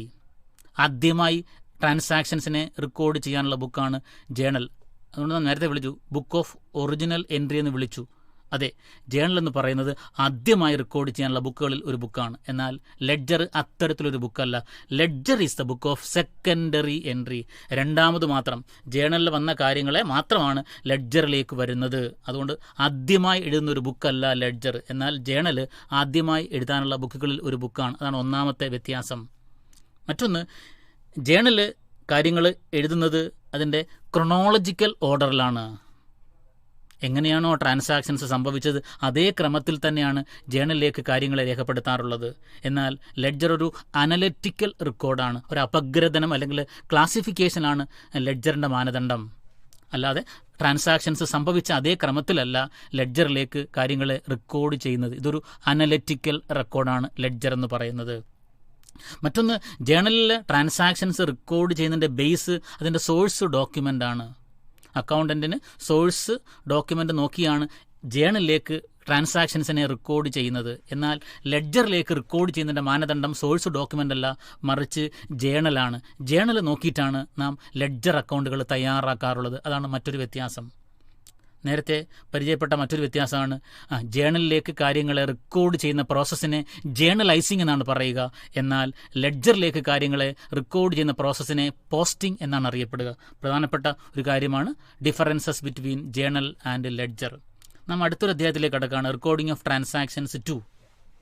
Recording of transactions 2 അതും ഒരു ഫോക്കസ് ഏരിയ ചാപ്റ്ററാണ്.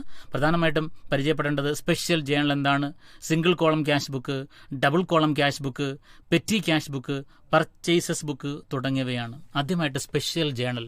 നാം ജേണൽ എന്താണെന്ന് പരിചയപ്പെട്ടു. ട്രാൻസാക്ഷൻസിനെ അതിൻ്റെ ക്രൊണോളജിക്കൽ ഓർഡറിൽ റെക്കോർഡ് ചെയ്യുന്ന ബുക്കിനെയാണ് ജേണൽ എന്ന് പറയുന്നത്. എന്നാൽ വലിയ ബിസിനസ്സിനൊക്കെ എല്ലാ ട്രാൻസാക്ഷൻസും കൂടി ഒരു ജേണലിൽ രേഖപ്പെടുത്തുക എന്നുള്ളത് അപ്രായോഗികമാണ്. അങ്ങനെയാണെങ്കിൽ സിമിലർ ടൈപ്പ് ഓഫ് ട്രാൻസാക്ഷൻസിനെ റെക്കോർഡ് ചെയ്യുന്ന ജേണലിനെ പറയുന്ന പേരാണ് special journal. A special journal is a journal that is used to record similar type of transactions. ഇവയെ സബ്സിഡിയറി ബുക്കെന്നും ഡേ ബുക്കുകളെന്നും വിളിക്കാറുണ്ട്. അപ്പോൾ ഒരേ സ്വഭാവമുള്ള കാര്യങ്ങളെ മാത്രം റെക്കോർഡ് ചെയ്യുന്ന ജേണലിനെ പറയുന്ന പേരാണ് സ്പെഷ്യൽ ജേണൽ. നാം നേരത്തെ പരിചയപ്പെട്ട ജേണൽ അങ്ങനെ ആയിരുന്നില്ല. അവിടെ എല്ലാം റെക്കോർഡ് ചെയ്യുമായിരുന്നു. എന്നാൽ ഒരേ തരത്തിലുള്ള കാര്യങ്ങളെ മാത്രം റെക്കോർഡ് ചെയ്യാനുള്ള ജേണലിനെ പറയുന്ന പേരാണ് സ്പെഷ്യൽ ജേണൽ. ഉദാഹരണം, ക്യാഷ് ബുക്ക്, ക്യാഷുമായിട്ട് ബന്ധപ്പെട്ട കാര്യങ്ങൾ മാത്രം. പർച്ചേസസ് ബുക്ക്, കടത്തിലെ സാധനങ്ങൾ വാങ്ങിയത് മാത്രം റെക്കോർഡ് ചെയ്യും. പർച്ചേസസ് റിട്ടേൺസ് ബുക്ക്, വാങ്ങിയ സാധനങ്ങൾ തിരിച്ചു കൊടുക്കുന്നുണ്ടെങ്കിൽ അത് റെക്കോർഡ് ചെയ്യാനുള്ള book. Sales book, sales returns book, ഇതൊന്നും പറ്റുന്നില്ലെങ്കിൽ ജേണൽ പ്രോപ്പർ. ഇവയൊക്കെയാണ് പ്രധാനപ്പെട്ട സ്പെഷ്യൽ ജേണൽ എന്ന് പറയുന്നത്. നമുക്ക് ഒന്നാമത്തെ സ്പെഷ്യൽ ജേണലിനെ പരിചയപ്പെടാം. ക്യാഷ് ബുക്ക്, പേര് പോലെ തന്നെ. Cash book is a special journal in which all transactions relating to cash receipts and cash payments are recorded. ക്യാഷുമായിട്ട് ബന്ധപ്പെട്ട കാര്യങ്ങളെ മാത്രം റെക്കോർഡ് ചെയ്യാനുള്ള ഒരു ജേണലിനെ പറയുന്ന പേരാണ് ക്യാഷ് ബുക്ക്. ക്യാഷുമായിട്ട് ബന്ധപ്പെട്ട കാര്യങ്ങളെന്ന് പറയുമ്പോൾ എന്തൊക്കെ വരാം? ക്യാഷിൻ്റെ റെസീപ്റ്റും ആകാം, ക്യാഷിൻ്റെ പേയ്മെൻറ്റും ആകാം. പണം കിട്ടുന്നതും പണം പോകുന്നതും മാത്രം റെക്കോർഡ് ചെയ്യുന്ന ഒരു ജേണലിനെ പറയുന്ന പേരാണ് ക്യാഷ് ബുക്ക് എന്ന് പറയുന്നത്. വേറെ ഒരു കാര്യവും വരത്തില്ല. ക്യാഷുമായിട്ട് ബന്ധപ്പെട്ട കാര്യങ്ങൾ മാത്രം രേഖപ്പെടുത്തുന്ന ഒരു ജേണലിനെയാണ് ക്യാഷ് ബുക്ക് എന്ന് പറയുന്നത്. ക്യാഷ് ബുക്ക് പല വെറൈറ്റിയിലുണ്ട്. Single column cash book, double column cash book, പിന്നെ പെറ്റി ക്യാഷ് ബുക്ക്. ആദ്യത്തേത് single column cash book, simple cash book എന്നും പറയും. ക്യാഷുമായിട്ട് ബന്ധപ്പെട്ട കാര്യങ്ങളെ മാത്രം, ക്യാഷിൻ്റെ റെസീപ്റ്റും ക്യാഷിൻ്റെ പേയ്മെൻറ്റും മാത്രം റെക്കോർഡ് ചെയ്യുന്ന ക്യാഷ് ബുക്കിനെ പറയുന്ന പേരാണ് സിംഗിൾ കോളം ക്യാഷ് ബുക്ക്. ഈ സിംഗിൾ കോളം ക്യാഷ് ബുക്കിൻ്റെ പ്രത്യേകത, ഒരു കോളം മാത്രമേ ഉള്ളൂ എമൗണ്ടിനായിട്ട്. അപ്പം അതിൻ്റെ രണ്ട് വശമുണ്ട് ക്യാഷ് ബുക്കിന്, ഡെബിറ്റ് സൈഡും ക്രെഡിറ്റ് സൈഡും. ഡെബിറ്റ് സൈഡിലും ക്രെഡിറ്റ് സൈഡിലും എമൗണ്ട് കോളത്തിനായിട്ട് ഒറ്റ കോളം മാത്രം ഉള്ള ക്യാഷ് ബുക്കിനെയാണ് സിംഗിൾ കോളം ക്യാഷ് ബുക്ക് എന്ന് പറയുന്നത്. ആ കോളം ക്യാഷിൻ്റെ കാര്യത്തിന് മാത്രമുള്ളതാണ്. അപ്പോൾ റെസീപ്റ്റ് സൈഡിൽ അല്ലെങ്കിൽ ഡെബിറ്റ് സൈഡിലും ക്രെഡിറ്റ് സൈഡിൽ അല്ലെങ്കിൽ പേയ്മെൻറ്റ് സൈഡിലും ക്യാഷിൻ്റെ കാര്യങ്ങൾക്ക് വേണ്ടി മാത്രം ഒരു എമൗണ്ട് കോളമുള്ള ക്യാഷ് ബുക്കിനെയാണ് സിംഗിൾ കോളം ക്യാഷ് ബുക്ക് എന്ന് പറയുന്നത്. ഇതിൻ്റെ ഫോർമാറ്റ് രണ്ട് വശം, debit side credit side. Debit സൈഡിനെ റെസീപ്റ്റ് സൈഡ് എന്നും പറയും, ക്രെഡിറ്റ് സൈഡിനെ പേയ്മെൻറ്റ് സൈഡ് എന്നും പറയും. ഡെബിറ്റ് സൈഡിലാണെങ്കിൽ കോളങ്ങൾ date, receipt, ledger folio, amount. Credit സൈഡിലാണെങ്കിൽ date, payment, ledger folio, amount. എവിടുന്നൊക്കെ പണം കിട്ടുന്നുണ്ടോ സ്ഥാപനത്തിന് അതെല്ലാം ഡെബിറ്റ് സൈഡിൽ അല്ലെങ്കിൽ റെസീപ്റ്റ് സൈഡിൽ കാണിക്കും. പണം എവിടൊക്കെ നാം പേയ്മെൻറ്റ് നടത്തപ്പെടുന്നുണ്ടോ അതെല്ലാം ക്രെഡിറ്റ് സൈഡിൽ അല്ലെങ്കിൽ പേയ്മെൻറ്റ് സൈഡിൽ കാണിക്കും. ഇപ്പോൾ ക്യാഷുമായിട്ട് ബന്ധപ്പെട്ട കാര്യങ്ങളെ മാത്രം രേഖപ്പെടുത്തുന്ന ഒരു ക്യാഷ് ബുക്കിനെയാണ് സിംഗിൾ കോളം ക്യാഷ് ബുക്ക് എന്ന് പറയുന്നത്. മറ്റൊരു ക്യാഷ് ബുക്ക് ഉണ്ട്, ഡബിൾ കോളം ക്യാഷ് ബുക്ക്. പേര് പോലെ തന്നെ 2 എമൗണ്ട് കോളങ്ങൾ വീതമുള്ള ക്യാഷ് ബുക്കിനെയാണ് ഡബിൾ കോളം ക്യാഷ് ബുക്ക് എന്ന് പറയുന്നത്. ഇപ്പോൾ ഡെബിറ്റ് സൈഡിലും ക്രെഡിറ്റ് സൈഡിലും 2 എമൗണ്ട് കോളങ്ങളുള്ള ക്യാഷ് ബുക്കിനെയാണ് ഡബിൾ കോളം ക്യാഷ് ബുക്ക് എന്ന് പറയുന്നത്. ഈ 2 കോളങ്ങളിൽ ഒരു എമൗണ്ട് കോളം ക്യാഷിനും രണ്ടാമത്തെ എമൗണ്ട് കോളം ബാങ്കിനുമായിരിക്കും. ഇപ്പോൾ ഡെബിറ്റ് സൈഡിലും 2 എമൗണ്ട് കോളം ഉണ്ട്, ക്രെഡിറ്റ് സൈഡിലും 2 എമൗണ്ട് കോളം ഉണ്ട്. ആ 2 കോളങ്ങളിൽ ഒരു കോളം ക്യാഷിനും ഒരു കോളം ബാങ്കിനുമുള്ളതായിരിക്കും. അപ്പോൾ ഒരു ക്യാഷ് ബുക്കിൽ ഒരേ സമയം തന്നെ ക്യാഷിൻ്റെയും ബാങ്കിൻ്റെയും കാര്യങ്ങൾ റെക്കോർഡ് ചെയ്യുന്ന ക്യാഷ് ബുക്കിനെയാണ് ഡബിൾ കോളം ക്യാഷ് ബുക്ക് എന്ന് പറയുന്നത്. ഇതിൻ്റെ ഫോർമാറ്റിൽ ഒരു കോളം കൂടി കൂടും. ഡെബിറ്റ് സൈഡിലാണെങ്കിൽ date, receipt, ledger folio, cash, bank. Payment സൈഡിലാണെങ്കിൽ date, payment, ledger folio, cash, bank. Double column cash book ചെയ്യുമ്പോൾ നാം കുറച്ചുകൂടി കോൺഷ്യസ് ആയിരിക്കണം. ഇവിടെ 4 സാധ്യതകളാണുള്ളത്. ക്യാഷിൻ്റെ റെസിപ്റ്റ് ആകാം, ബാങ്കിൻ്റെ റെസിപ്റ്റ് ആകാം, ക്യാഷിൻ്റെ പേയ്മെൻ്റ് ആകാം, ബാങ്കിൻ്റെ പേയ്മെൻ്റ് ആകാം. എന്താ ക്യാഷിൻ്റെ റെസിപ്റ്റ് എന്ന് വെച്ചാൽ നമ്മളിലേക്ക് പണം വന്നാൽ അത് ക്യാഷിൻ്റെ റെസിപ്റ്റാണ്. നമ്മുടെ ബാങ്ക് അക്കൗണ്ടിലെ പണം കൂടിയാൽ അത് ബാങ്കിൻ്റെ റെസിപ്റ്റാണ്. നമ്മളിൽ നിന്ന് പണം പോയാൽ അത് ക്യാഷിൻ്റെ പേയ്മെൻ്റാണ്. നമ്മുടെ ബാങ്ക് അക്കൗണ്ടിലെ പണം കുറഞ്ഞാൽ അത് ബാങ്കിൻ്റെ പേയ്മെൻ്റാണ്. ഈ 4 സാധ്യതകൾ. ഇപ്പോൾ ക്യാഷിൻ്റെ റെസിപ്റ്റ് ആണെങ്കിൽ ഡബിൾ കോളം ക്യാഷ് ബുക്കിൻ്റെ ഡെബിറ്റ് സൈഡിൽ ക്യാഷ് കോളത്തിൽ കാണിക്കുക. ബാങ്കിൻ്റെ റെസിപ്റ്റ് ആണെങ്കിൽ ഡബിൾ കോളം ക്യാഷ് ബുക്കിൻ്റെ ഡെബിറ്റ് സൈഡിൽ ബാങ്ക് കോളത്തിൽ കാണിക്കുക. ക്യാഷിൻ്റെ പേയ്മെൻ്റ് ആണെങ്കിൽ ഡബിൾ കോളം ക്യാഷ് ബുക്കിൻ്റെ പേയ്മെൻറ്റ് സൈഡിൽ ക്യാഷ് കോളത്തിൽ കാണിക്കുക. ബാങ്കിൻ്റെ പേയ്മെൻ്റ് ആണെങ്കിലോ ഡബിൾ കോളം ക്യാഷ് ബുക്കിൻ്റെ പേയ്മെൻറ്റ് സൈഡിൽ ബാങ്കിൻ്റെ കോളത്തിൽ കാണിക്കുക. എന്നാൽ ചില ഇടപാടുകൾ ഒരേ സമയം തന്നെ ക്യാഷ് ബുക്കിൻ്റെ 2 വശങ്ങളിലും വരും. ഉദാഹരണത്തിന് ബാങ്കിൽ പണം നിക്ഷേപിച്ചു. ബാങ്കിൽ പണം നിക്ഷേപിച്ചാൽ എന്താ സംഭവിക്കുന്നത്? ബിസിനസിൻ്റെ കയ്യിൽ നിന്നും അത്രയും പണം പോയി. ക്യാഷിനെ സംബന്ധിച്ച് പേയ്മെൻ്റ് ആണ്. എവിടേക്കാണ് പോയത്? അക്കൗണ്ടിലേക്കാണ് പോയത്. ബാങ്ക് അക്കൗണ്ടിലെ പണം കൂടി. ബാങ്കിനെ സംബന്ധിച്ച് റെസിപ്റ്റുമാണ്. അപ്പോൾ ഒരേ ട്രാൻസാക്ഷൻ ഒരേ സമയം ക്യാഷ് ബുക്കിൻ്റെ 2 വശങ്ങളെയും ബാധിക്കുന്നുണ്ട്. അത്തരം ട്രാൻസാക്ഷൻസിനെ കോൺട്രാ ട്രാൻസാക്ഷൻസ് അല്ലെങ്കിൽ കോൺട്രാ എൻട്രി എന്ന് പറയും. ഓർത്തു വെക്കുക, ബാങ്കിൽ പണം നിക്ഷേപിച്ചാലും ബാങ്കിൽ നിന്ന് പണം പിൻവലിച്ചാലും അത് കോൺട്രാ ആണ് എന്ന് ഓർത്തു വെക്കുക. മറ്റൊരു ക്യാഷ് ബുക്കാണ് പെറ്റി ക്യാഷ് ബുക്ക്. ബിസിനസ്സിൽ ക്യാഷ് ബുക്കിൽ അതിൻ്റെ പ്രധാനപ്പെട്ട റെസിപ്റ്റും പേയ്മെൻറ്റും ഒക്കെയാണ് രേഖപ്പെടുത്താറുള്ളത്. എന്നാൽ ബിസിനസ്സിൽ ചില ചെറിയ ചെറിയ ചിലവുകൾ നടക്കപ്പെടാറുണ്ട്. സ്റ്റേഷനറി വാങ്ങുന്നു, പെൻസിൽ വാങ്ങുന്നു, പേന വാങ്ങുന്നു, ഓട്ടോ കൂലി കൊടുക്കുന്നു. ഇങ്ങനെ കൊച്ചു കൊച്ചു ചിലവുകൾ ബിസിനസ്സിൽ നടക്കപ്പെടാറുണ്ട്. ആ ചിലവുകൾ കൂടി ബിസിനസ്സിൻ്റെ മെയിൻ ക്യാഷ് ബുക്കിൽ കാണിക്കുക എന്നുള്ളത് ഒരു അഭംഗിയുള്ള കാര്യമാണ്. അത്തരം കാര്യങ്ങൾക്കായി അതുകൊണ്ട് തന്നെ ബിസിനസ്സിൽ അവിടുത്തെ മെയിൻ ക്യാഷ്യർ ഒരു സബ് ക്യാഷ്യറെ അപ്പോയിൻറ്റ് ചെയ്യാറുണ്ട്. അദ്ദേഹത്തെ പെറ്റി ക്യാഷ്യർ എന്ന് വിളിക്കും.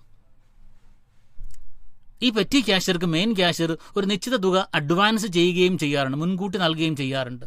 ആ മുൻകൂട്ടി കിട്ടിയ എമൗണ്ടിൽ നിന്നാണ് പെറ്റി ക്യാഷ്യർ ആ കാലയളവിലെ എല്ലാ ചെലവുകളും നടത്തേണ്ടത്. എല്ലാ ചെലവുകളും നടത്തിയതിനു ശേഷം ആ കാലയളവിൻ്റെ അവസാനം അദ്ദേഹം ഒരു ക്യാഷ് ബുക്ക് തയ്യാറാക്കും.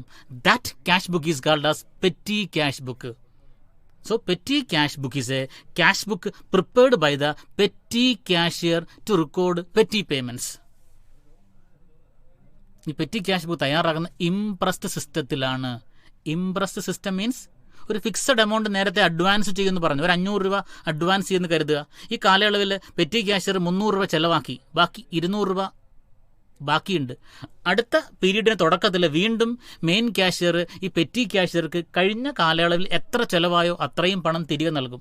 ഈ സംവിധാനത്തിനെയാണ് ഇംപ്രസ്ഡ് സിസ്റ്റം എന്ന് പറയുന്നത്. ഇനി പരിചയപ്പെടേണ്ട അടുത്തൊരു കാര്യം പർച്ചേസസ് ഡേ ബുക്കിനെ പറ്റിയാണ്. പേര് പോലെ തന്നെ നേരത്തെ പരിചയപ്പെട്ടതാണ്. സാധനങ്ങൾ കടത്തിൽ വാങ്ങുന്നുണ്ടെങ്കിൽ, സാധനങ്ങൾ മാത്രമാണ്, അസറ്റല്ല, സാധനങ്ങൾ കടത്തിൽ വാങ്ങിയത് റെക്കോർഡ് ചെയ്യാനുള്ള ഡേ ബുക്കിനെ പറയുന്ന പേരാണ്, ജേണലിനെ പറയുന്ന പേരാണ് പർച്ചേസസ് ബുക്ക്. 4-ാമത്തെ അധ്യായവും ഇതോടുകൂടി പരിചയപ്പെട്ടു. ഇപ്പോൾ നിങ്ങൾ കേട്ടുകൊണ്ടിരിക്കുന്നത് ഫോക്കസ് ഏരിയ അധികരിച്ചുള്ള കൈറ്റ് വിക്ടേഴ്സ് തയ്യാറാക്കിയ first bell audio class. Focus ഏരിയയാണ് നാം പരിചയപ്പെടുന്നത്. 5-ാമത്തെ അധ്യായത്തിലേക്ക് കടക്കാം. Bank reconciliation statement. ഇവിടെ ഒന്നും എന്താണ് ബാങ്ക് റിക്കൺസിലിയേഷൻ സ്റ്റേറ്റ്മെന്റ്, അതുപോലെ തന്നെ causes of differences between the cash book and passbook balances തുടങ്ങിയവയാണ് പരിചയപ്പെടേണ്ടത്. ആദ്യമായിട്ട് എന്താണ് ബാങ്ക് റിക്കൺസിലിയേഷൻ സ്റ്റേറ്റ്മെന്റ്? എല്ലാ ബിസിനസ് സ്ഥാപനങ്ങൾക്കും ബാങ്ക് അക്കൗണ്ട് ഉണ്ടാകും. ഈ ബിസിനസ്സും ബാങ്കുമായിട്ടുള്ള എല്ലാ ഇടപാടുകളും ബിസിനസ്സും രേഖപ്പെടുത്താറുണ്ട്, ബാങ്കും രേഖപ്പെടുത്താറുണ്ട്. ബിസിനസ് രേഖപ്പെടുത്തുക ബിസിനസ് കൈകാര്യം ചെയ്യുന്ന ബുക്കായ ക്യാഷ് ബുക്കിൻ്റെ ബാങ്ക് കോളത്തിലാണ്. ബാങ്ക് ഇത് രേഖപ്പെടുത്തുക ബാങ്കിൻ്റെ കസ്റ്റഡിയിലുള്ള പാസ്ബുക്കിലാണ്.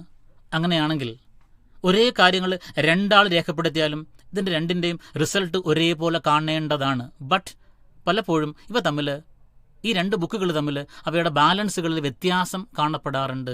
ഈ വ്യത്യാസം എന്താണെന്ന് കണ്ടെത്തി അത് പരിഹരിക്കുന്നതിനായിട്ട് ബിസിനസ് തയ്യാറാക്കുന്ന ഒരു സ്റ്റേറ്റ്മെൻറ്റിനെ പറയുന്ന പേരാണ് ബാങ്ക് റിക്കൺസിലിയേഷൻ സ്റ്റേറ്റ്മെൻറ്റ്.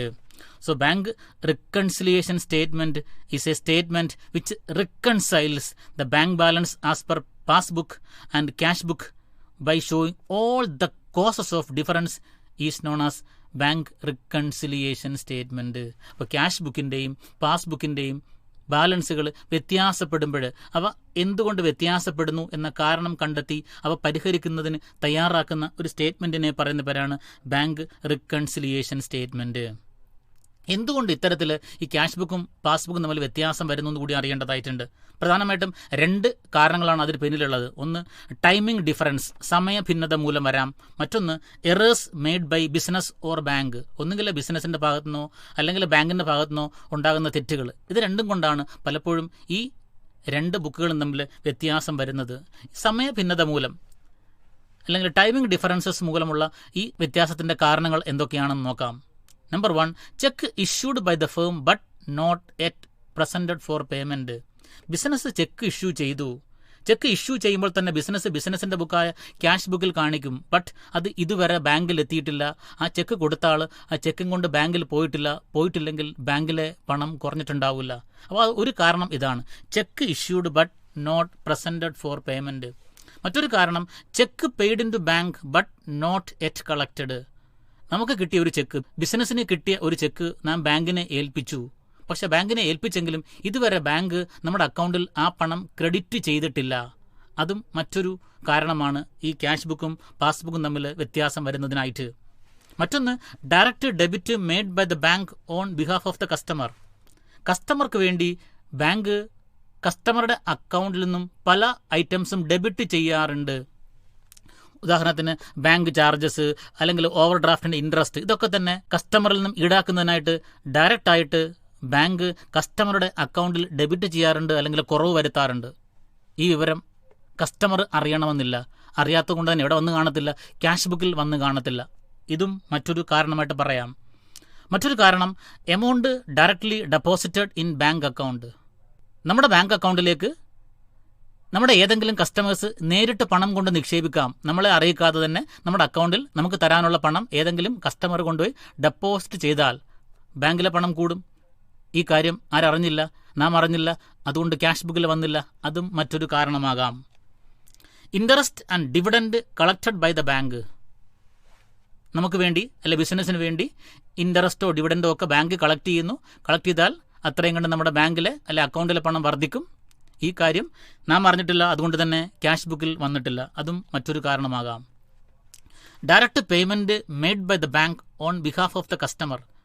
കസ്റ്റമർക്ക് വേണ്ടി ബിസിനസ് പല പേയ്മെൻറ്റ് നടത്താറുണ്ട്. ടെലിഫോൺ ബില്ല് അടയ്ക്കുന്നു, ഇലക്ട്രിസിറ്റി ബില്ല് അടയ്ക്കുന്നു, അല്ലെങ്കിൽ ഇൻഷുറൻസ് അടയ്ക്കുന്നു. ഇതൊക്കെ തന്നെ ബിസിനസ്സിന് വേണ്ടി ബാങ്ക് ചെയ്യാറുണ്ട്. അങ്ങനെ ബാങ്ക് ചെയ്തു കഴിഞ്ഞാൽ ബാങ്കിലെ പണം അല്ലെങ്കിൽ അക്കൗണ്ടിലെ പണം കുറയും. ഇത് ഒരുപക്ഷെ ക്യാഷ് ബുക്ക് അറിഞ്ഞിട്ടുണ്ടാവില്ല, അതുകൊണ്ട് തന്നെ ക്യാഷ് ബുക്കിൽ നിന്ന് പണം കുറഞ്ഞിട്ടുണ്ടാവില്ല.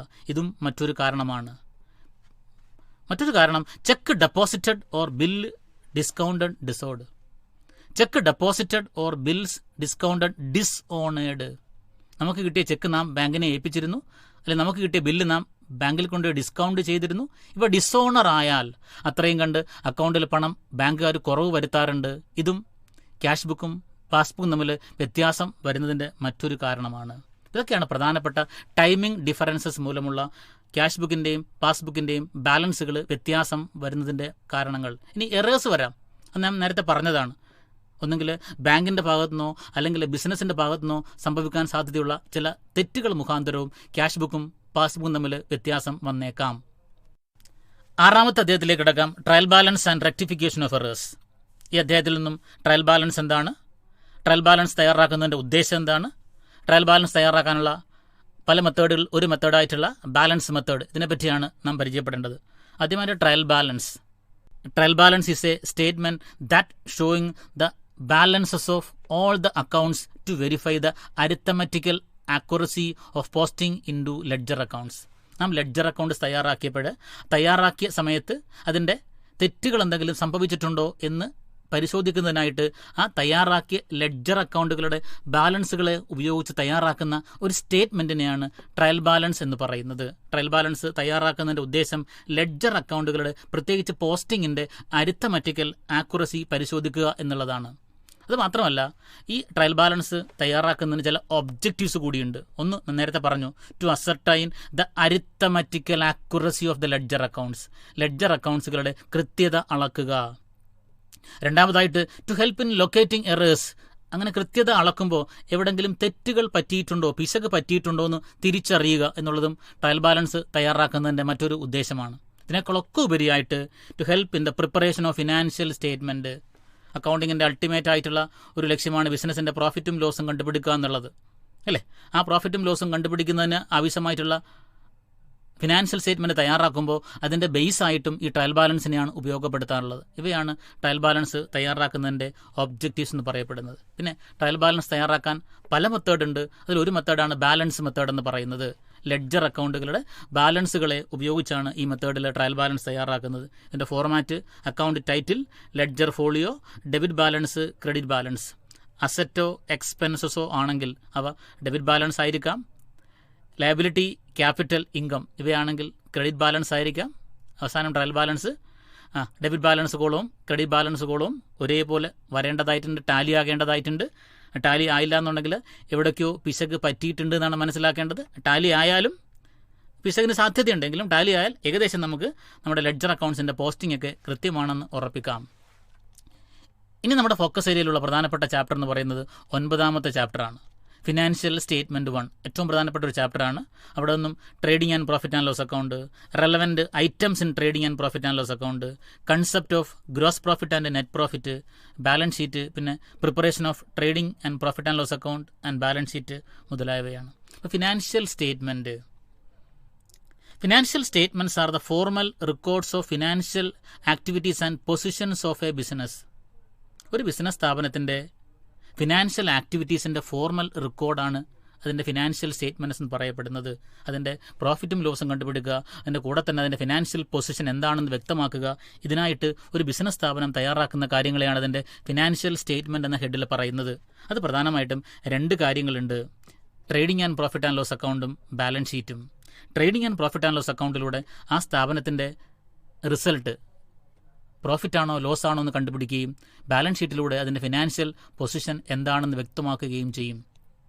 അപ്പോൾ ആദ്യത്തെ ഭാഗമാണ് trading and profit and loss account. അതിൽ ഫസ്റ്റ് വൺ ട്രേഡിംഗ് അക്കൗണ്ട്. ഒരു സ്ഥാപനത്തിൻ്റെ ട്രേഡിംഗ് റിസൾട്ട് എന്താണ്, അതിൻ്റെ ബൈങ് ആൻഡ് സെല്ലിങ്ങിൻ്റെ റിസൾട്ട് എന്താണെന്ന് അറിയുന്നതിനായിട്ട് തയ്യാറാക്കുന്ന അക്കൗണ്ടാണ് ട്രേഡിംഗ് അക്കൗണ്ട് എന്ന് പറയുന്നത്. അതിൻ്റെ ഓപ്പറേഷണൽ ആക്ടിവിറ്റി എന്താണോ, ഒരു ബിസിനസ്സിൻ്റെ മെയിൻ ഓപ്പറേഷണൽ ആക്ടിവിറ്റി എന്താണോ അതിൻ്റെ റിസൾട്ട് അറിയാനുള്ള ഭാഗമാണ് ട്രേഡിംഗ് അക്കൗണ്ട് എന്ന് പറയുന്നത്. ഇതിൽ ഡയറക്റ്റ് എക്സ്പെൻസസും ഡയറക്റ്റ് ഇൻകവുമാണ് വരാറുള്ളത്. ഡെബിറ്റ് സൈഡിലാണെങ്കിൽ ഓപ്പണിംഗ് സ്റ്റോക്ക്, ഡയറക്റ്റ് എക്സ്പെൻസസും പിന്നെ ഓപ്പണിംഗ് സ്റ്റോക്ക്, പർച്ചേസസ്, വേജസ് തുടങ്ങിയവയൊക്കെ ഡെബിറ്റ് സൈഡിൽ വരും. ക്രെഡിറ്റ് സൈഡിലാണെങ്കിൽ സെയിൽസും വരും, പിന്നീട് ക്ലോസിംഗ് സ്റ്റോക്കും വരും. ഇതിൻ്റെ വ്യത്യാസത്തിന് ഒന്നുകിൽ ഗ്രോസ് പ്രോഫിറ്റ് അല്ലെങ്കിൽ ഗ്രോസ് ലോസ് എന്ന് പറയും. അതിൻ്റെ ക്രെഡിറ്റ് സൈഡ് കൂടുതലും ഡെബിറ്റ് സൈഡ് കുറവാണെങ്കിൽ the difference is called as gross profit. നേരെ മറിച്ച് എക്സ്പെൻസസ് അല്ലെങ്കിൽ ഡയറക്റ്റ് എക്സ്പെൻസസ് കൂടുതലും അതിൻ്റെ ഡയറക്റ്റ് ഇൻകം കുറവുമാണെങ്കിൽ വ്യത്യാസത്തിനെ ഗ്രോസ് ലോസ് എന്നും പറയും. ട്രേഡിംഗ് അക്കൗണ്ട് എവിടെ അവസാനിക്കുന്നുവോ അവിടെ നിന്നുമാണ് പ്രോഫിറ്റ് ആൻഡ് ലോസ് അക്കൗണ്ട് ആരംഭിക്കുന്നത്. So profit and loss account പ്രത്യേകത ഇവിടെ ഇൻഡയറക്റ്റ് എക്സ്പെൻസസും ഇൻഡയറക്റ്റ് ഇൻകവുമാണ് വരാറുള്ളത്. ഇൻഡയറക്റ്റ് എക്സ്പെൻസസ് ഒക്കെ പ്രോഫിറ്റ് ആൻഡ് ലോസ് അക്കൗണ്ടിൻ്റെ ഡെബിറ്റ് സൈഡിലും ഇൻഡയറക്റ്റ് ഇൻകം ഒക്കെ പ്രോഫിറ്റ് ആൻഡ് ലോസ് അക്കൗണ്ടിൻ്റെ ക്രെഡിറ്റ് സൈഡിലും വരും. അവസാനം ഇതിനെ ബാലൻസ് ചെയ്യേണ്ടതായിട്ടുണ്ട്. 2 വശവും ഒരേപോലെ വരയ്ക്കുന്നു. ക്രെഡിറ്റ് സൈഡ് കൂടുതലും ഡെബിറ്റ് സൈഡ് കുറവാണെങ്കിൽ വ്യത്യാസം ഡെബിറ്റ് സൈഡിൽ വരും. ആ ബാലൻസിനെ നെറ്റ് പ്രോഫിറ്റ് എന്ന് പറയും. അതാണ് ആ ബിസിനസ്സിൻ്റെ യഥാർത്ഥ പ്രോഫിറ്റ് എന്ന് പറയുന്നത്. നേരെ മറിച്ച് അതിൻ്റെ ഡെബിറ്റ് സൈഡ് കൂടുതലും എക്സ്പെൻസസ് കൂടുതലും ഇൻകം കുറവാണെങ്കിൽ വ്യത്യാസം ക്രെഡിറ്റ് സൈഡിൽ വരും. അങ്ങനെയാണെങ്കിൽ അതിനെ നെറ്റ് ലോസ് എന്നും പറയും. ഇനി നെറ്റ് പ്രോഫിറ്റ് ആണെങ്കിൽ ഫിനാൻഷ്യൽ പൊസിഷൻ കാണാനുള്ള സ്റ്റേറ്റ്മെൻറ്റാണ് ബാലൻസ് ഷീറ്റ്. അവിടെ ക്യാപിറ്റലിൻ്റെ കൂടെ നെറ്റ് പ്രോഫിറ്റിനെ കൂട്ടിക്കാണിക്കും. നേരെ മറിച്ച് നെറ്റ് ലോസ് ആണെങ്കിൽ ബാലൻസ് ഷീറ്റിൽ ക്യാപിറ്റലിൽ നിന്ന് അതിനെ കുറച്ച് കാണിക്കേണ്ടതായിട്ടുണ്ട്. അടുത്ത ഫിനാൻഷ്യൽ സ്റ്റേറ്റ്മെൻറ്റിൻ്റെ പ്രധാനപ്പെട്ട മറ്റൊരു ഭാഗമാണ് ബാലൻസ് ഷീറ്റ്. ഒരു ബിസിനസ് സ്ഥാപനത്തിൻ്റെ ഫിനാൻഷ്യൽ പൊസിഷൻ എന്താണെന്ന് വ്യക്തമാക്കുന്നതിനായിട്ട് തയ്യാറാക്കുന്ന സ്റ്റേറ്റ്മെൻറ്റിനെയാണ് ബാലൻസ് ഷീറ്റ് എന്ന് പറയുന്നത്. ഇതൊരു അക്കൗണ്ട് അല്ല, ഇതൊരു സ്റ്റേറ്റ്മെൻ്റ് ആണ്. ഇതിന് 2 വശമുണ്ട്. അപ്പോൾ അതിനെ ഡെബിറ്റ് സൈഡെന്നും ക്രെഡിറ്റ് സൈഡെന്നും അല്ല പറയുക. ലെഫ്റ്റ് ഹാൻഡ് സൈഡിനെ ലയബിലിറ്റി സൈഡെന്നും റൈറ്റ് ഹാൻഡ് സൈഡിനെ അസറ്റ് സൈഡെന്നും പറയും. അസറ്റ് സൈഡിൽ അസറ്റുകളൊക്കെ കാണിക്കാറുണ്ട്, ലയബിലിറ്റിയും ക്യാപിറ്റലും രേഖപ്പെടുത്താറുണ്ട്. ക്യാപിറ്റൽ രേഖപ്പെടുത്തുമ്പോൾ ക്യാപിറ്റലിൻ്റെ കൂടെ നെറ്റ് പ്രോഫിറ്റ് ആണെങ്കിൽ കൂട്ടണം, നെറ്റ് ലോസ് ആണെങ്കിൽ അതിൽ നിന്ന് കുറയ്ക്കണം. കൂടെ തന്നെ ഡ്രോയിങ്സ് ഉണ്ടെങ്കിൽ ഈ ഡ്രോയിങ്സും അഡ്ജസ്റ്റ് ചെയ്യേണ്ടത് ക്യാപിറ്റലിൻ്റെ ഒപ്പമാണ്. ക്യാപിറ്റലിൽ നിന്ന് ഡ്രോയിങ്സും കുറയ്ക്കേണ്ടതായിട്ടുണ്ട്. ഇനി നമുക്ക് ഫിനാൻഷ്യൽ സ്റ്റേറ്റ്മെൻറ്റ് തയ്യാറാക്കുമ്പോൾ ചില അഡ്ജസ്റ്റ്മെൻറ്റ്സുകൾ കൂടി പരിഗണിക്കേണ്ടതായിട്ടുണ്ട്. പ്രധാനമായിട്ടും 5 അഡ്ജസ്റ്റ്മെൻറ്റ്സാണ് നമുക്ക് പരിഗണിക്കേണ്ടത്. Closing stock, outstanding expenses, prepaid expenses, accrued income received in advance, കൂടാതെ ഡിപ്രീസിയേഷൻ. അതിനെ നാം ക്ലോസിംഗ് സ്റ്റോക്കിന് പ്രത്യേകമായിട്ട് അഡ്ജസ്റ്റ്മെൻ്റ് ആയിട്ട് പരിഗണിക്കുന്നില്ല. ബാക്കി 5 എണ്ണം. ഓരോ അഡ്ജസ്റ്റ്മെൻറ്റ്സുകളും ഫിനാൻഷ്യൽ സ്റ്റേറ്റ്മെൻറ്റ് തയ്യാറാക്കുമ്പോൾ 2 ഇടത്ത് രേഖപ്പെടുത്തേണ്ടതായിട്ടുണ്ട്. ക്ലോസിംഗ് സ്റ്റോക്ക് ആദ്യമായിട്ട് തന്നെ ട്രേഡിംഗ് അക്കൗണ്ടിൻ്റെ ക്രെഡിറ്റ് സൈഡിലും രേഖപ്പെടുത്തണം. അതോടൊപ്പം തന്നെ അസറ്റാണ്, ബാലൻസ് ഷീറ്റിൻ്റെ അസറ്റ് സൈഡിലും രേഖപ്പെടുത്തണം. അതിൻ്റെ entry closing stock account debtor to trading account എന്നുള്ളതാണ്. അപ്പോൾ ഓരോ അഡ്ജസ്റ്റ്മെൻറ്റ്സും 2 ഇടത്ത് രേഖപ്പെടുത്തേണ്ടതായിട്ടുണ്ട്. ക്ലോസിംഗ് സ്റ്റോക്ക് ഒന്നാമതായിട്ട് ട്രേഡിംഗ് അക്കൗണ്ടിൻ്റെ ക്രെഡിറ്റ് സൈഡിലും രണ്ടാമതായിട്ട് ബാലൻസ് ഷീറ്റിൻ്റെ അസറ്റ് സൈഡിലും രേഖപ്പെടുത്തുക. നെക്സ്റ്റ് വൺ ഔട്ട്സ്റ്റാൻഡിംഗ് എക്സ്പെൻസസ് ആണ്. Expenses due but not paid. ഈ വർഷം കൊടുക്കേണ്ടതായിരുന്നു, പക്ഷേ ഇതേവരെ കൊടുത്തില്ലെങ്കിലും that belongs to this year. അതുകൊണ്ട് തന്നെ ഇതിനെ ഇത്തവണത്തെ എക്സ്പെൻസ് ആയിട്ട് തന്നെ ഉൾപ്പെടുത്തണം. സോ അതിൻ്റെ adjusting entry concerned expenses account debtor to outstanding expenses. ഇതിൻ്റെ ട്രീറ്റ്മെൻറ്റ് ആദ്യമായിട്ട് ഇതിനെ കൺസേൺഡ് എക്സ്പെൻസസിൻ്റെ ഒപ്പം കൂട്ടിക്കാണിക്കുക.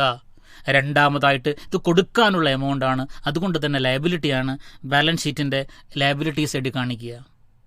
മൂന്നാമത്തെ അഡ്ജസ്റ്റ്മെൻറ്റ് പ്രീപെയ്ഡ് എക്സ്പെൻസസ്.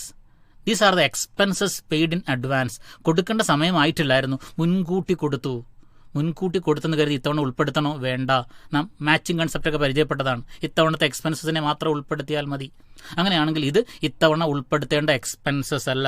സോ അതിൻ്റെ adjusting entry prepaid expenses account debtor to concerned expenses.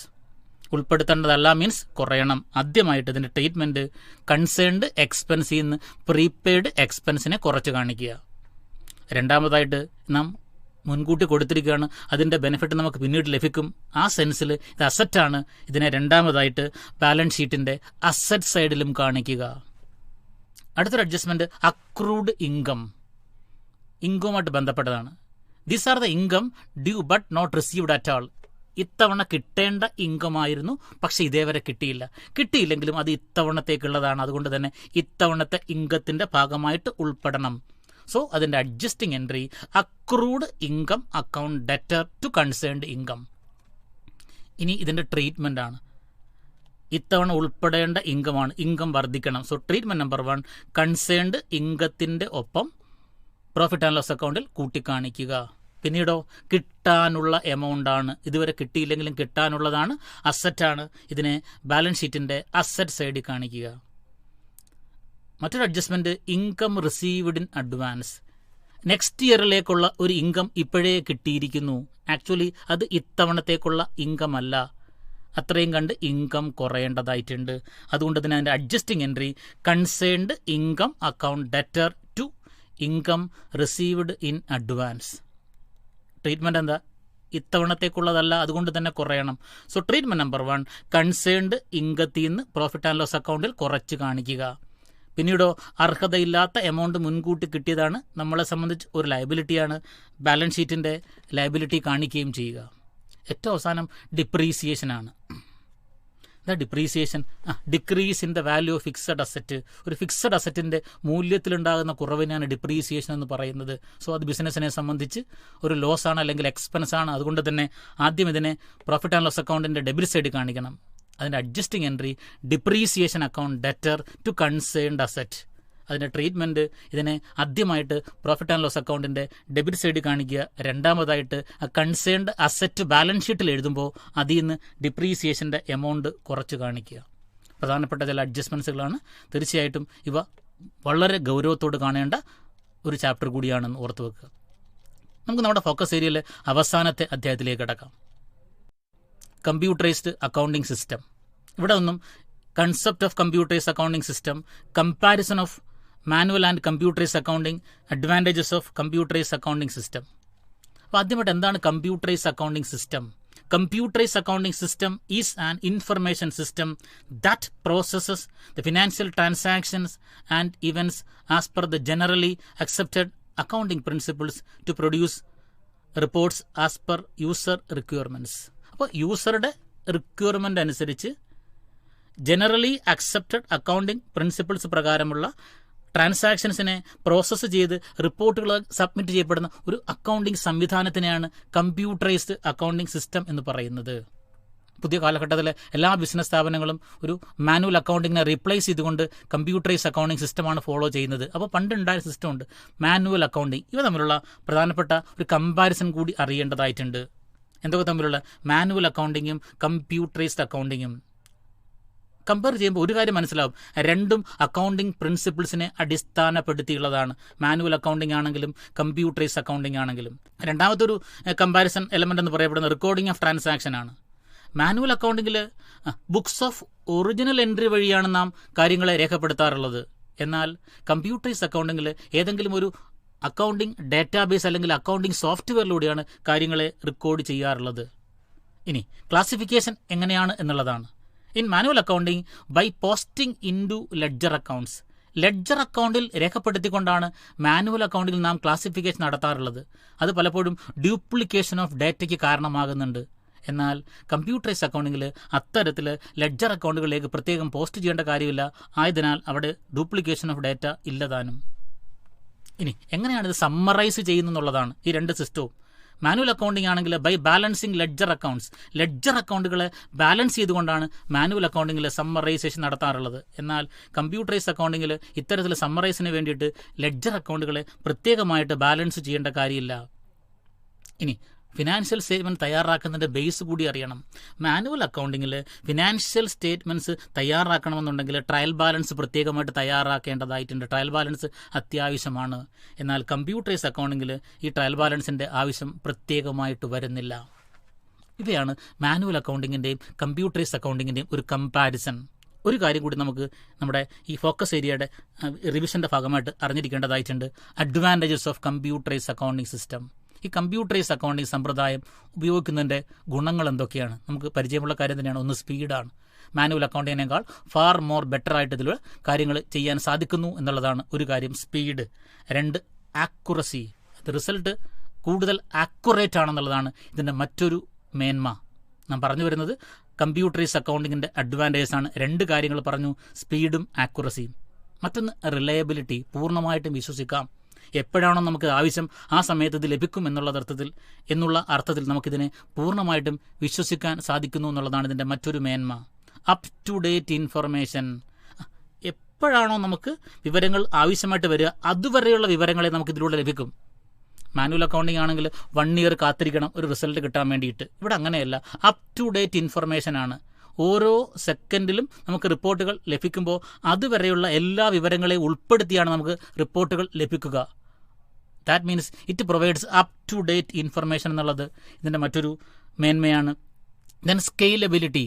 ഏതു തരം സ്ഥാപനങ്ങളിലും, ചെറിയ സ്ഥാപനങ്ങൾ മുതൽ വലിയ സ്ഥാപനങ്ങൾ വരെ ഇത് എല്ലാത്തരം സ്ഥാപനങ്ങൾക്കും ഉപയോഗിക്കാൻ സാധിക്കുന്നു. ബിസിനസ്സിൻ്റെ വലിപ്പം കൂടുന്നതനുസരിച്ച് കൂടുതൽ ചെലവില്ലാതെ നമുക്കിത് പ്രയോഗിക്കാൻ സാധിക്കുന്നു എന്നുള്ളതാണ് ഇതിൻ്റെ മറ്റൊരു മേന്മ. That it is more scalable. Then storage and retrieval. എത്ര വോളിയൂം ഓഫ് ഡേറ്റയെ സ്റ്റോർ ചെയ്യാനും ആവശ്യാനുസരണം അവയെ തിരിച്ചെടുക്കാനും ഇതിലൂടെ എളുപ്പത്തിൽ സാധിക്കുന്നു എന്നുള്ളതാണ് ഇതിൻ്റെ മറ്റൊരു പ്രധാനപ്പെട്ട മേന്മ. നാം പറഞ്ഞു വന്നത് advantages of computerise accounting system. പ്രധാനപ്പെട്ട ഏതൊക്കെയാ?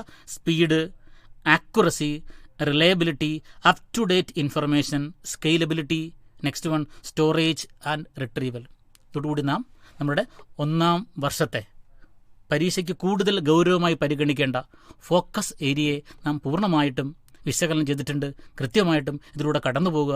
ഒരു നല്ല പരീക്ഷ അനുഭവം നിങ്ങൾക്ക് ഉണ്ടാകട്ടെ എന്ന് ആശംസിക്കുന്നു. എല്ലാവർക്കും ഒരിക്കൽ കൂടി നന്ദി, നമസ്കാരം. ഇപ്പോൾ നിങ്ങൾ കേട്ടത് ഫോക്കസ് ഏരിയ അധികരിച്ചുള്ള കൈറ്റ് വിക്ടേഴ്സ് തയ്യാറാക്കിയ ഫസ്റ്റ് ബെൽ ഓഡിയോ ക്ലാസ്.